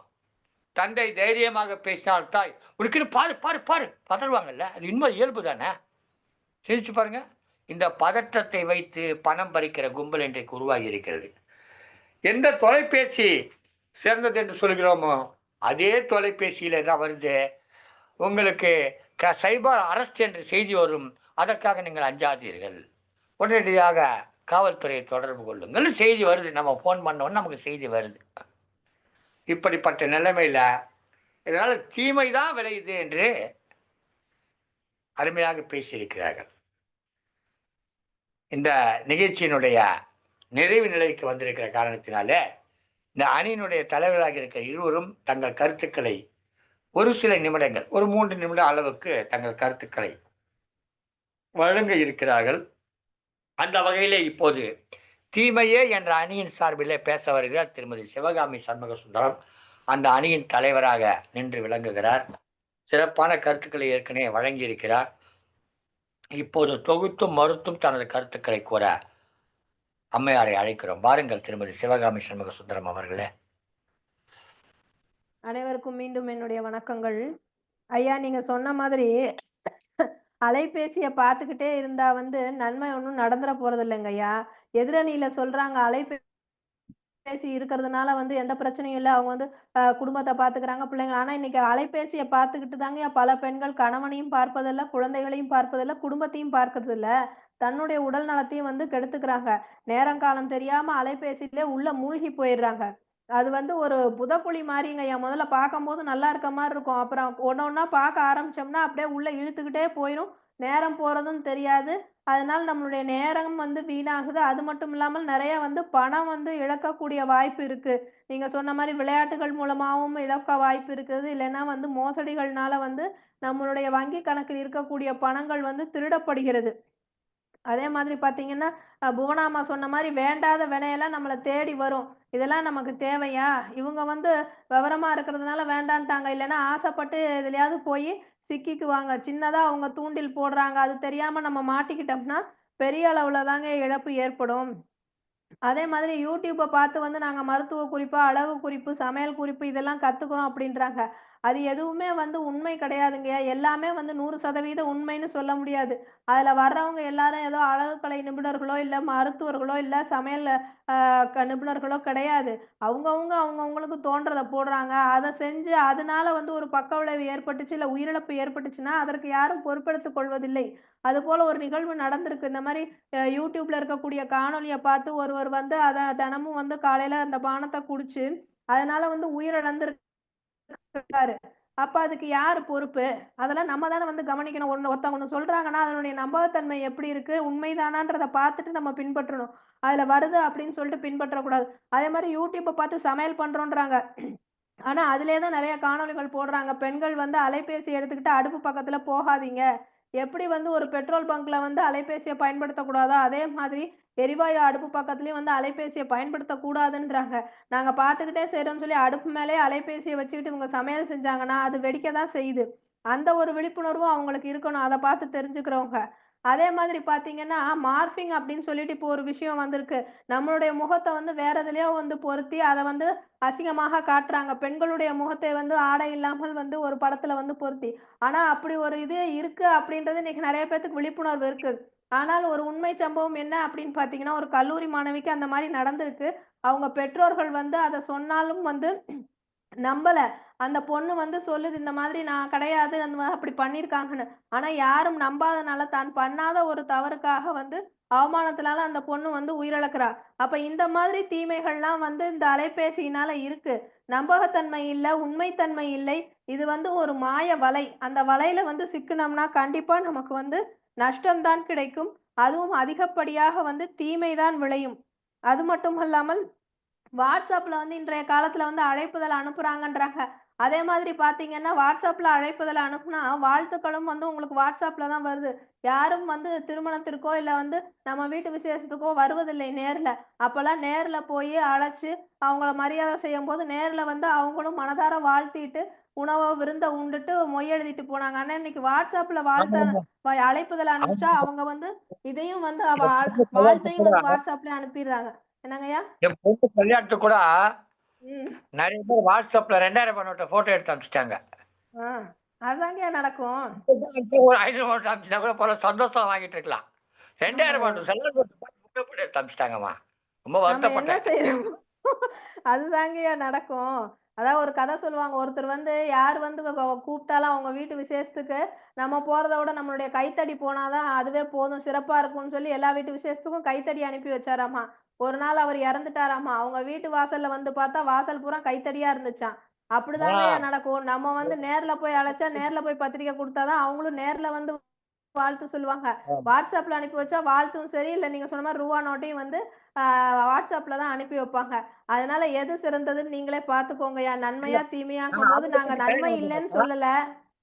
அந்த என்னங்கய்யா? 2வது வந்துட்டார்ல, அவங்க அ. வீட்டு கல்யாணம் பண்ணாக்கா, நான் இத்தா தண்டில ஒரு வெள்ளி பாத்திரம் வாங்கி வாட்ஸ்அப்ல அனுப்பிச்சிடுவேன். பதிலுக்கு பதில். அது மாதிரி எது அருமையான அதிகப்படியா பதில். இருக்கு? நன்மை இல்லன்னு நாங்க சொல்லல. நன்மை இருக்கு. ஆனா அதை விட அதிகப்படியாக தீமை தான் இருக்கு. அதனால இன்றைய சூழல்ல திறன்பேசிகளால் அதிகம் விளைவது தீமையே என்று சொல்லி வாய்ப்புக்கு நன்றி கூறி விடைபெறுகிறேன். உங்கள் திருக்குறள் தொண்டர் சிவகாமி சண்முக சுந்தரம். சிறப்பு, சிறப்பு, சிறப்பு, சிறப்பு. அருமையா சொன்னீங்க. அருமையான கருத்துக்கள்லாம் சொல்லியிருக்கிறீங்க. ஆனா எதிர நிற்க விட மாட்டாங்கல்ல அவங்க. அவங்க பேர் தான் சாந்தா. பட்டிமன்றம்னா கோபக்காரங்க. கெஞ்சிருவாங்க. கோபக்காரங்க. ரொம்ப கோபக்காரங்க. பேர் சாந்தா தான். பட்டிமன்றத்துல அவங்க சாந்தா கிடையாது. சீற்றம், சீற்றம். தமிழ் மகள் சாந்தா வர்றாங்க. என்னங்க ஃபோன கையில வச்சுக்கின்னு அதிலேயே பேசிக்கிட்டு தீமன்றாங்க. நன்மை தாங்க. ம். அப்படின்னு பேச வர்றாங்க. இந்த ஒரு பாட்டு ஒண்ணு சொல்லுவாங்க. 3/4 ஏக்கர் வானத்துல முள்ளாங்கி விதை விதைச்சு பக்காவா பயிர் வச்சா எவ்வளோ முள்ளாங்கி விளையும்னு கேட்டானா ஒருத்தன். அந்த மாதிரி இது இருக்கிற மாரி இருக்குது, இல்லாத மாரி இருக்குது. இதுல என்ன பயன் கிடைக்குதுன்னு தெரியல. ஆனாலும் நன்மை இருக்குது அப்படின்னு பேச வந்திருக்கிறாங்க திருமதி தமிழ் மகள் சாந்தா அவர்கள். வாருங்கள், தென்காசியிலிருந்து வந்திருக்கிறார்கள். சென்னையில் பிறந்து மதுரையில் வளர்ந்து என்று ஒரு பாடல் வரும். அதுபோல சென்னையில் பிறந்து தென்காசியிலே வாழ்ந்து வரக்கூடியவர். நல்ல அறிவியல் கல்விகளை பயின்றவர், வணிகவியல் கல்வி பயின்றவர், உடன் இந்தி மொழி பயின்று இந்தி மொழி ஆசிரியராக பணியாற்றிக் கொண்டிருக்கிறார். வாருங்கள் திருமதி தமிழ் மகள் சாந்தா அவர்களே. ஐயா வணக்கம். சிறுவர்கள் சொல்லுங்க. பயன்படுத்துவது சிறுவர்கள் பயன்படுத்துவது என்பது பெரியவர்கள் நாம் தானே சொல்லிக் கொடுக்க வேண்டாம். அப்ப நீங்க வந்து சிறுவர்கள் வந்து கேம் விளையாடுறாங்க, அது விளையாடுறாங்க, இது விளையாடுறாங்கன்னு சொல்லிட்டு, நீங்க கையில ஆ, மொத்தமா குடுத்துருவீங்களா? அப்படி குடுக்க முடியாதுல்ல. நம்ம சொல்லணும். இப்போ சாப்பிடும்போது நம்ம வந்து இந்த இட்லி சாப்பிட்டா நல்லது, இது சாப்பிட்டா நல்லது, நீ இப்படி ட்ரெஸ் பண்ணுனா நல்லது, இந்த திருக்குறள படிச்சா நல்லதுன்னு அம்மையார் எல்லாம் சொல்லிக் குடுக்குறீங்கல்ல. அப்ப எதுவும் வந்து இவ்வளவுதான் எடுத்துக்கொள்ள வேண்டும். உன்னுடைய நேரம் இவ்வளவுதான். அப்படி நம்ம தானங்க சொல்லிக் குடுக்கணும். எல்லாத்தையும் மொத்தமா குடுத்துட்டு, அவன் கேம விளையாடுறான், அவனுடைய நரம்பு மண்டலம் போச்சு, அது போச்சு, இது போச்சுன்னு நம்ம புலம்பக்கூடாதுல்ல. நம்ம எதுக்குங்க இருக்கோம்? நம்ம படிச்சவங்க தானே. ஒவ்வொரு பெற்றோரின் கடமை. ஒரு சிறுவனோ, ஒரு சிறுமியோ தவறு செய்றாங்கன்னா, என்னுடைய கணித்து பிரகாரம் ஒவ்வொருடைய பெற்றோரின் கடமை. இவ்வளவு நேரம் தான் நீ குடுக்கணும். அதுக்கு மேல குடுக்காத. வேண்டாம். பாடத்த எடு. உனக்கு என்னென்ன வேணுமோ அதுல இருக்கு. வேண்டாத இது வந்து பாக்காத. உனக்கு வேணும்னா, நானே உனக்கு அதுலருந்து எடுத்து சில தகவல்களை சொல்றேன்னு நம்ம தானங்க சொல்லணும். இப்போ இதுல என்னன்னா, அம்மா வந்து தாங்கள் கூறும் கதைகள் முழுதும் வந்து இணைய வழியா தானே வருது. அவரு இந்த கதைகள் வந்து நானே என்னுடைய மாணவர்களுக்கெல்லாம் நெறைய சொல்லியிருக்கேன். அம்மாவுடைய இத சொல்லும்போது. இது வந்து எல்லாருடைய மனதையும் கவர்கிறது. இது நன்மை இல்லையா? அப்புறம் வங்கி கணக்க சொன்னாங்க. அந்த கொள்ளை அடிக்கிறாங்க அப்படின்னு சொல்லி. அதுல நாம தாங்க எச்சரிக்கையா இருக்கணும். ஜிபே வேணான்னு எல்லாரும் சொல்லவே இல்ல. ஜிபே வேணான்னு எல்லாரும் சொல்லல. அத வந்து பயன்படுத்துறவங்களும் இருக்கதான் செய்றாங்க. அப்புறம் கொரோனா காலத்தில் நடந்த அவசர கல்வின்னு சொல்றீங்களே, அவசர கல்வின்னு சொல்லிட்டு யாரும் வீட்ல உட்காரல. அந்த அவசர கல்வியும் அந்த அந்த சமயத்தில் ஒவ்வொரு மாணவனுக்கும் பயன்பட்டது. அதை நாம் மறுக்க முடியுமா? அப்போ ஒவ்வொரு மனிதனும் அந்த காலகட்டத்துல வந்து ஒரு ஸ்ட்ரெஸ்ஸா தான் இருந்தான். இத நடத்தும்போது, சரி ஏதோ ஒரு முழுசும் பார்க்க முடியல. ஏதோ ஒரு சில தகவல்களையாவது அவனால வந்து பகிரப்படுச்சு. அப்புறம் என்னன்னு பார்த்தீங்கன்னா, பெண்களுக்கு பாதுகாப்பு கொடுப்பது திறன்பேசி. ஆ அத்தியாவசிய தேவை இது மாரி வந்து நெறைய தேவைகளுக்கு வந்து இது பயன்படுத்துது. அதோட இல்லாம வந்து பார்த்தீங்கன்னா, சிறுதானிய உணவின் அவசியத்த வந்து நான்லாம் உண்மைக்குமே சொல்றேன்மா, சிறுதானிய உணவின் அவசியத்தை வந்து திறன்பேசி வந்து நம்மளுடைய மருத்துவர் சிவராமன் சார் வந்து நெறைய சொல்லியிருக்காரு. அது சொல்லும்போது இந்த உணவு நல்லது. இட்லிலாம் வந்து உங்களுக்கு வந்து வெள்ளையா இருந்தா நல்லது இல்ல. பழுப்பு நிறத்துல இருக்கணும். எந்த ஒரு பழுப்பு நிறத்துல நீங்க பயன்படுத்துற உணவும் நல்லதுன்றாங்க. அப்புறம் வைத்தியம் சொன்னீங்க. வைத்தியம் சொல்லும்போது நான் வந்து மத்த வைத்தியம் சொல்லவே இல்ல. அந்த சுக்கு, மிளகு, திப்பிலின்னு சொல்லுவாங்களே பாட்டி வைத்தியம். அந்த பாட்டி வைத்தியம் பயனுள்ளதா தான் இருக்குது. ஆனா மொத்தமா ஒதுக்கிற முடியாது. அப்புறம் யூடியூப் பார்த்துக்கிட்டே சமையல் பண்ணாதீங்கன்னு சொன்னீங்க. நான் யூடியூப் பார்த்துட்டு சமையல் பண்றதில்ல. முதல்ல அத உள்வாங்கிட்டு, அதுக்கப்புறம் செல்போனை வேற இடத்துல வைத்து விட்டுதான் நாங்கள் என்ன பண்ணுவோம்னு சொன்னா சமையல் கட்டுக்கு போவோம். அப்போ அங்கொன்றும் இங்கொன்றும் நடக்கிறத வச்சு மொத்தத்திலே இதுல வந்து நன்மையே இல்ல, எல்லாமே தீமைதான் அப்படின்னு சொல்ல முடியாது. அப்புறம் வந்து எத்தனை மாணவர்களுக்கு வந்து போட்டித் தேர்வு வந்து இது வந்து மிக உறுதுணையா இருக்கு தெரியுமா? எத்தனை ஏழை எளிய மக்கள்லாம் பார்த்தீங்கன்னா அந்த பிள்ளைங்கலாம் பார்த்தீங்கன்னா அவங்களுக்கெல்லாம் அதிகமாக பணம் கட்டி வந்து இந்த கோச்சிங் கிளாஸ்லாம் போக முடியாது. அப்ப இதெல்லாம் அவங்களுக்கு வந்து எவ்வளவு வந்து உறுதுணையா இருக்கு. அத நம்ம வந்து மறுக்க முடியாதும்மா. அடுத்தது வந்து பார்த்தோன்னா, எந்த ஒரு பொருளையும் நம்ம வந்து சரியான முறையில வந்து அளவோடு பயன்படுத்தணும். அதுக்கப்புறம் வந்து பார்த்தீங்கன்னா, WhatsApp குரூப்ன்னு சொல்றீங்க. WhatsApp குரூப்ல பார்த்தீங்கன்னா, விடுமுறை எடுக்கும் மாணவர்களுக்கு வந்து அது வந்து மிகவும் பயனுள்ளதாக இருக்குது. ஒருத்தன் வந்து விடுமுறை எடுத்துட்டு, நான் நேத்துக்கு லீவு. என்னால வந்து வீட்டு பாடம் செய்ய முடியலன்னு சொல்ல முடியாது. அந்த குரூப்ல போட்டிருக்கல்ல, நீ பார்த்தல்ல, நீ ஏன் எழுதல? அப்படின்னு தான் கேட்போம். அப்ப அது வந்து அது ஒரு நன்மை தானே! நாம் வந்து நாம் தான் இளைய தலைமுறையினருக்கு அதன் நன்மையை எடுத்துக் கூற வேண்டும். அதனை அளவோடு பயன்படுத்தவும் சொல்லிக் கொடுக்க வேண்டும். வாட்ஸ்அப் வந்து இப்பொழுது அவசர யுகத்தில் வாட்ஸ்அப்பில் வந்து நீங்கள் அழைப்பிதழ் அனுப்பும்போது அனைவரும் திருமணத்திற்கு வருகிறார்கள் என்பதுதான் உண்மை. என்று கூறி திறன்பேசியால் அதிகமாக நன்மையே விளைகிறது என்று கூறி ஐயா நல்லதொரு தீர்ப்பை வழங்குமாறு சொல்லிக்கொண்டு என் உரையை நிறைவு செய்கின்றேன். நன்றி.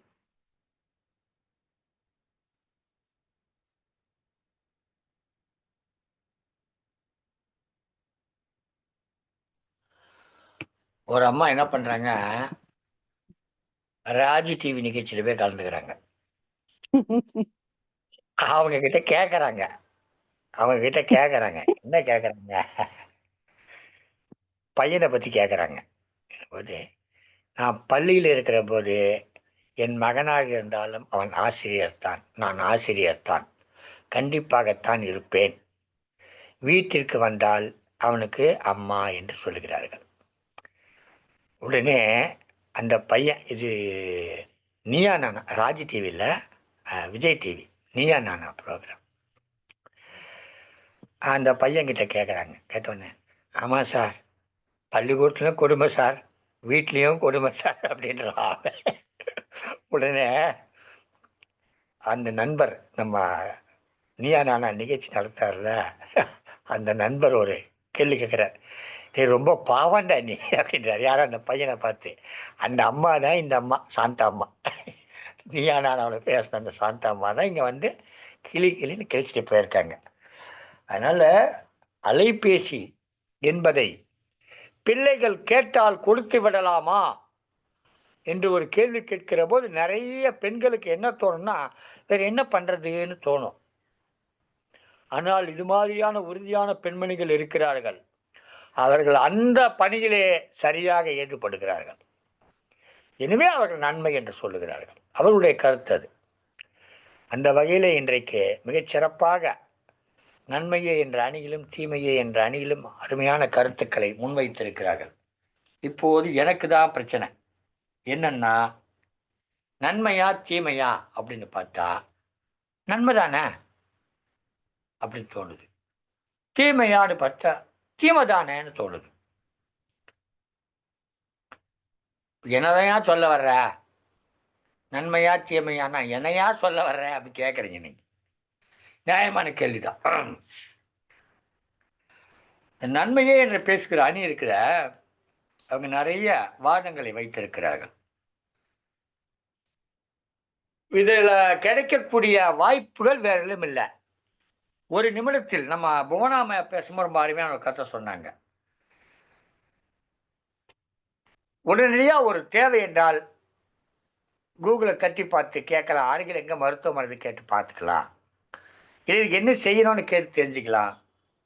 பெண்களுக்கு பாதுகாப்பு இருக்கு, எல்லாவற்றுக்கும் தொலைபேசி அழைப்புகள் இருக்கு.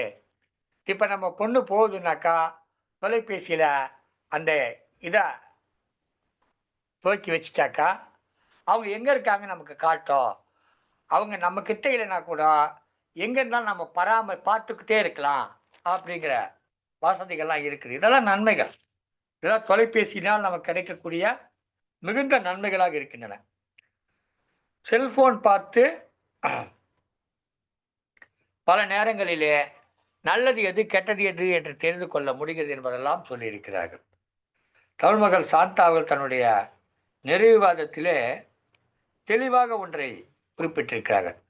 இதையும் நாம் பிழை இருக்கலாம், ஆனால் நாம் பயன்படுத்தும் போது அதை சரியாக பயன்படுத்த வேண்டும் என்கிற ஒரு கருத்தை முன்வைத்து பேசியிருக்கிறார்கள். இந்த தீமை என்ற அணிக்கு வருகிற பொழுது அவர்களும் சில கருத்துக்களை இதுபோல் ஏற்படக்கூடிய தீமைகளை எல்லாம் சொல்லுகிறார்கள். இணைய குற்றங்களை பற்றி சொல்லியிருக்கிறார்கள். யூடியூப்ல சமைச்சா என்ன பயன் கிடைக்கும், அது யார் சாப்பிடுறது சொல்லியிருக்காங்க. நிறைய கருத்துக்கள் சொல்லியிருக்காங்க. நான் இப்போ திருப்பு வழங்குற நேரத்தில் ஒன்று சொல்றேன். ஒரு 30 ஆண்டுகளுக்கு முன்பு, அப்ப அந்த பட்டன் போன் கூட வரல. அந்த காலத்துல ஏதாவது ஒன்று வேண்டும் என்று சொன்னால் அந்த இடத்துக்கு போய் வாங்குவோம், கடைக்கு நடந்து போவோம், பேருந்திலே போவோம், வெளி உலக அனுபவம் கிடைக்கும். இந்த பேசியில அப்படி தட்டினா பொருள் வீட்டுக்கு வந்து சேருது, எளிதாக இருக்கிறது, மிகவும் மகிழ்ச்சியாக. நாம போய் அலைய வேண்டியதில்லை, கடைக்கடையாக போன இடிபாடுல சிக்க வேண்டியதில்லை. நேர விரயமாக இங்கேருந்து போகிறதுக்கு 1 மணி நேரம், வரத்துக்கு 1 மணி நேரம், அங்கே புடவைய பரட்டி பார்க்கறதுக்கு ஒரு 12 மணி நேரம், ஆக மொத்தம் ஒரு புடவை எடுப்பதற்கு 14 மணி நேரம் செலவு செய்ய வேண்டியதில்லை. அவன் காட்டுவான், அதிலேயே பார்த்து இந்த வண்ணம் அப்படி சொன்னால் அனுப்பிச்சி வைக்கிறான். வாங்கி பார்த்துட்டு பிடிக்கலன்னு சொன்னால் திருப்பி அவனே வந்து வாங்கிட்டு காசையும் திருப்பி கொடுத்துட்றான். இவ்வளோ வசதி இருக்கும்போது நாம் எதுக்கு இதெல்லாம் போகணும்? இதுதான் வந்து நன்மையில் இருக்கக்கூடிய சிறப்புகள். இப்படி நிறைய சொல்லியிருக்காங்க. ஆனால் அனுபவங்கள் என்பது கிடைப்பதில்லை. நாம் போகிற போது பல அனுபவங்களை பெற்றுக்கொள்கிறோம், அவை எல்லாம் கிடைப்பதில்லை. கேமராவை நாம் மூடி வச்சாலும் நாம் கேமராவை மூடி வச்சிருக்கோம், தொலைபேசியில் நாம் கேமராவை மூடி வச்சிருக்கோம். ஆனால் இந்த கேமரா மூடித்தான் இருக்கிறது என்பதற்கு எந்த விதமான உத்தரவாதமும் கிடையாது. யாரோ ஒருவர் ஹலோ போட்டோஸ், ஹலோ கேலரி என்று கேட்கிறப்போ நாம் எல்லாம் கொடுத்துருந்தோம், ஒரு ஆப்புக்குள்ளே போகிறோம். உன்னுடைய செயலியை பயன்படுத்துவதற்கு நான் எதற்கு என்னுடைய தொலைபேசி நீ பார்க்க அனுமதி கொடுக்க வேண்டும் என்று நாம் யாராவது கேட்டிருக்கிறோமா? கேட்டது கிடையாது. டினை கொடுத்தால் அந்த செயலியை நீ பதிவிறக்கம் செய்ய முடியாது. அப்படி என்றால் செயலியில் கூட பிழை இல்லை. இந்த செயலியெல்லாம் பயன்படுத்துவதற்கு ஒரு தளம் இருக்கிறது. அந்த தளம் சொல்லுகிறது, இதை கொடுத்தால்தான் உன் செயலியை அவன் பயன்படுத்த முடியும் என்று சொன்னால் உன்னுடைய தொலைபேசியை நான் நோட்டமிடுவேன், இதில் மாற்றம் கிடையாது, இதற்கு நீ அனுமதிக்க வேண்டும் என்று சொல்லுகிறார்கள். நான் என்ன சொல்றேன்னா, பிரைவசி பாலிசின்னு ஒன்று இருக்கிறது சொல்றாங்க. இந்த போன்ல இருக்குதான்னு பார்த்தா நிச்சயமாக கிடையாது. சொல்றாங்க பிரைவசி இருக்குதுன்னு சொல்றாங்க, ஆனா கிடையாது. இதுதான் இன்றைய சூழ்நிலைமையில தொலைபேசிக்கு ஏற்பட்டிருக்கூடிய நிலைமை. கல்வி பாடங்களை கற்றுக் கொடுப்பதற்கு மிகவும் உதவியாக இருக்கிறது என்று அம்மையார் பேசினார்கள். திருமதி சாந்தா அவர்கள் பேசும்பொழுது, பாடங்களை இணைய வழியிலே அலைபேசி வழியாக சொல்லிக் கொடுத்து விட முடிகிறது. ஏதேனும் அசாதாரண சூழ்நிலைகள் கூட நமக்கு அந்த பிள்ளைகளுக்கு பாடத்தை சொல்லிக் கொடுத்து விட முடிகிறது. இது அவங்களுடைய வாதம். பள்ளிக்கூடத்திற்கு வருவது, பிள்ளைகளை பள்ளிக்கூடத்துக்கு அனுப்புவது பாடங்களை சொல்லிக் கொடுப்பதற்காக அல்ல, பாடங்களை கற்றுக்கொள்வதற்காக அல்ல என்பதை நாம் புரிந்து கொள்ள வேண்டும். ஏன் எத்தனையோ அம்மாக்கள் இருக்காங்க, அவங்க பிஎஸ்சி எம்எஸ்சிலாம் படிச்சிருக்காங்க, அவங்களே அவங்க பிள்ளைக்கு பாடம் சொல்லிக் கொடுக்கலாமே. எதுக்கு பள்ளிக்கூடத்துக்கு கொண்டு போய் வைக்கணும்? எதுக்கு அங்கே இவ்வளோ பணம் கட்டணும்? எதுக்கு காலையில் அமுச்சு வச்சு மாலையில் அவங்களை கூட்டு இதெல்லாம் செய்யணும்? பள்ளிக்கூடத்துக்கு சென்றால்தான் பிள்ளைகளுக்கு ஒழுக்கம் கிடைக்கும்.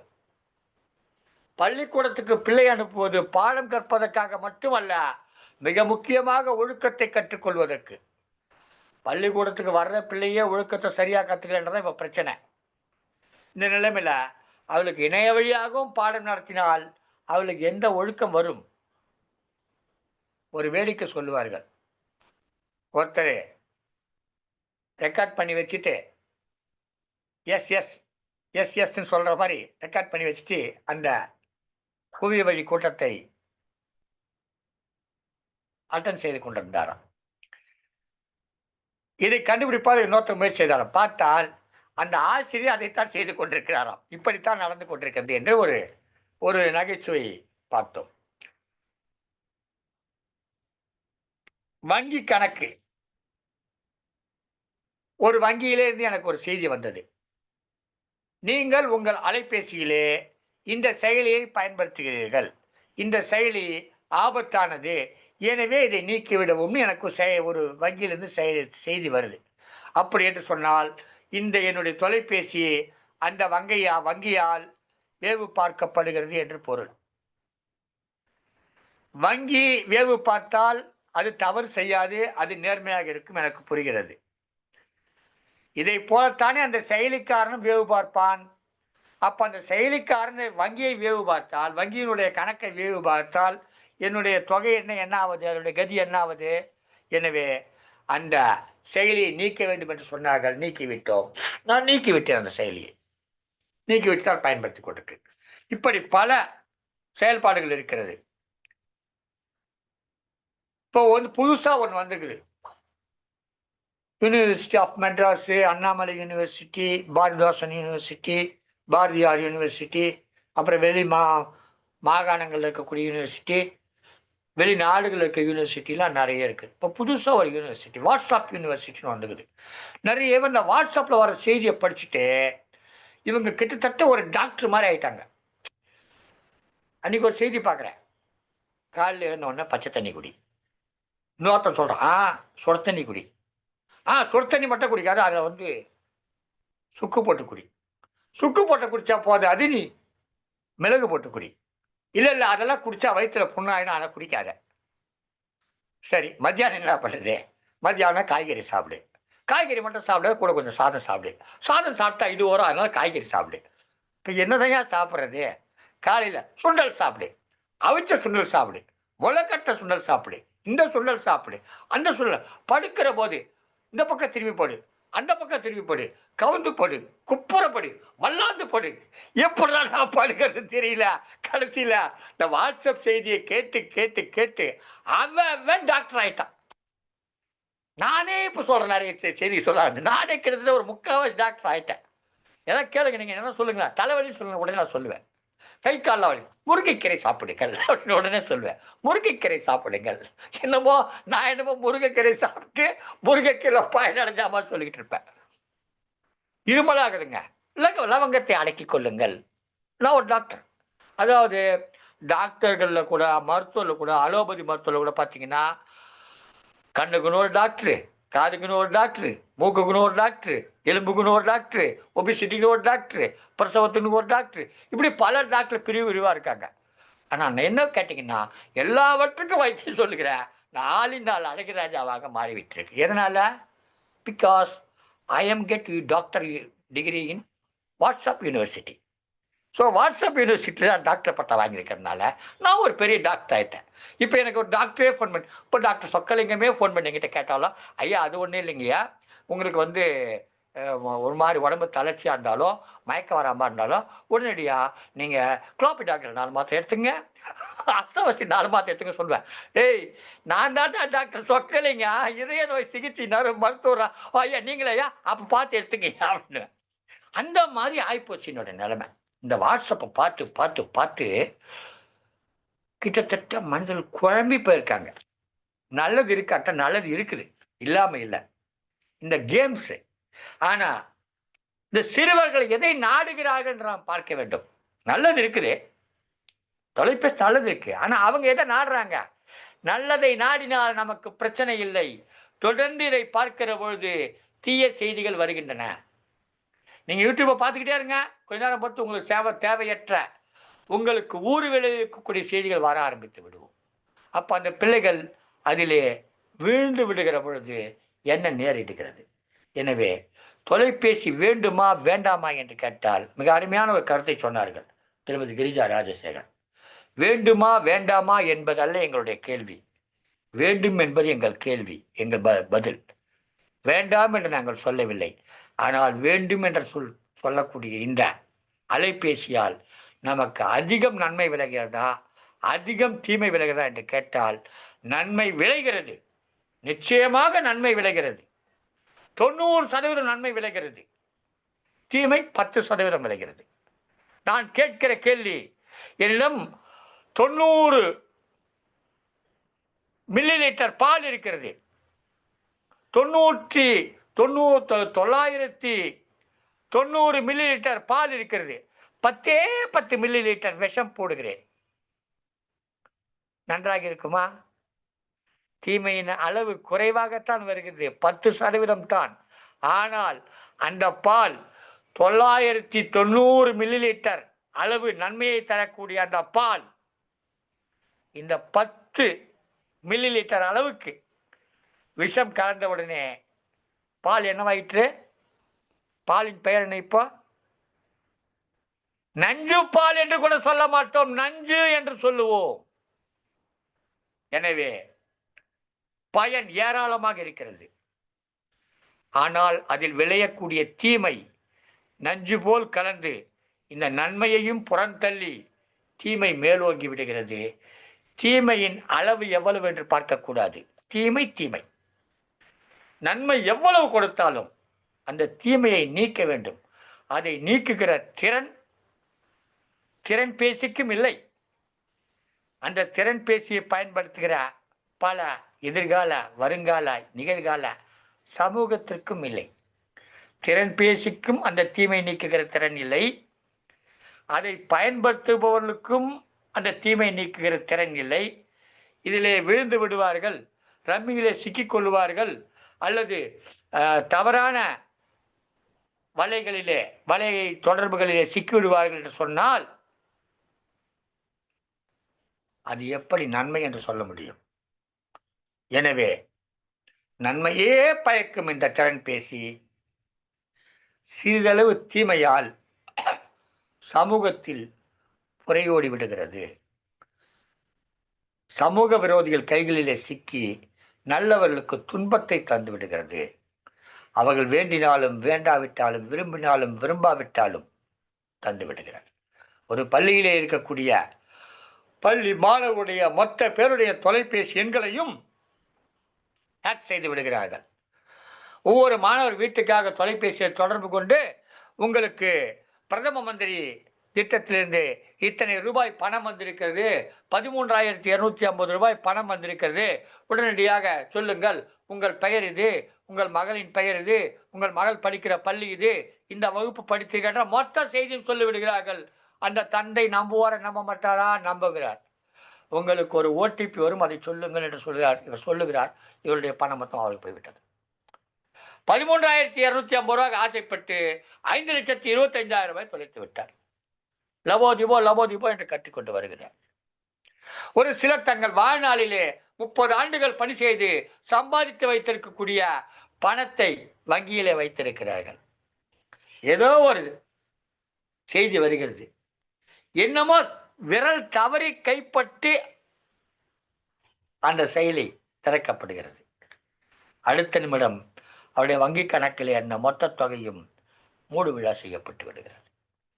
இப்படிப்பட்ட ஆபத்துக்கள் இந்த தொலைபேசியில் இருக்கின்றன.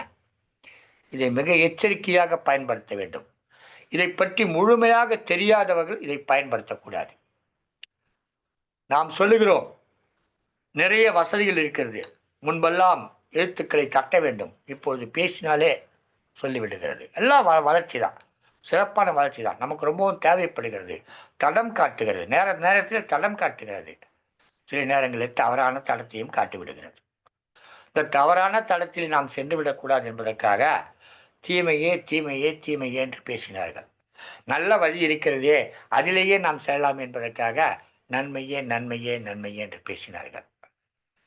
நன்மையே என்று பேசியவர்களையும், நன்மையே என்ற கட்சியை ஆதரிப்பவர்களையும், அதனால் நன்மை அடைவர்கள் நான் சொல்லி கேட்டுக்கொள்வதான் ஒன்றே ஒன்றுதான், அதில் இருக்கும் தீமைகளை தயவு செய்து விளக்க கற்றுக்கொள்ளுங்கள். அந்த திறன் இல்லை என்றால் திறன் பேசி பயன்படுத்தாதீர்கள். நன்மையே என்று சொல்பவர்களுக்கு, தீமையே என்று சொல்பவர்களுக்கு நீங்களும் நன்மையை மட்டும் எடுத்துக்கொள்ளுங்கள், தீமையை காண்டு கொண்டு பயன்படுத்தாதீர்கள்.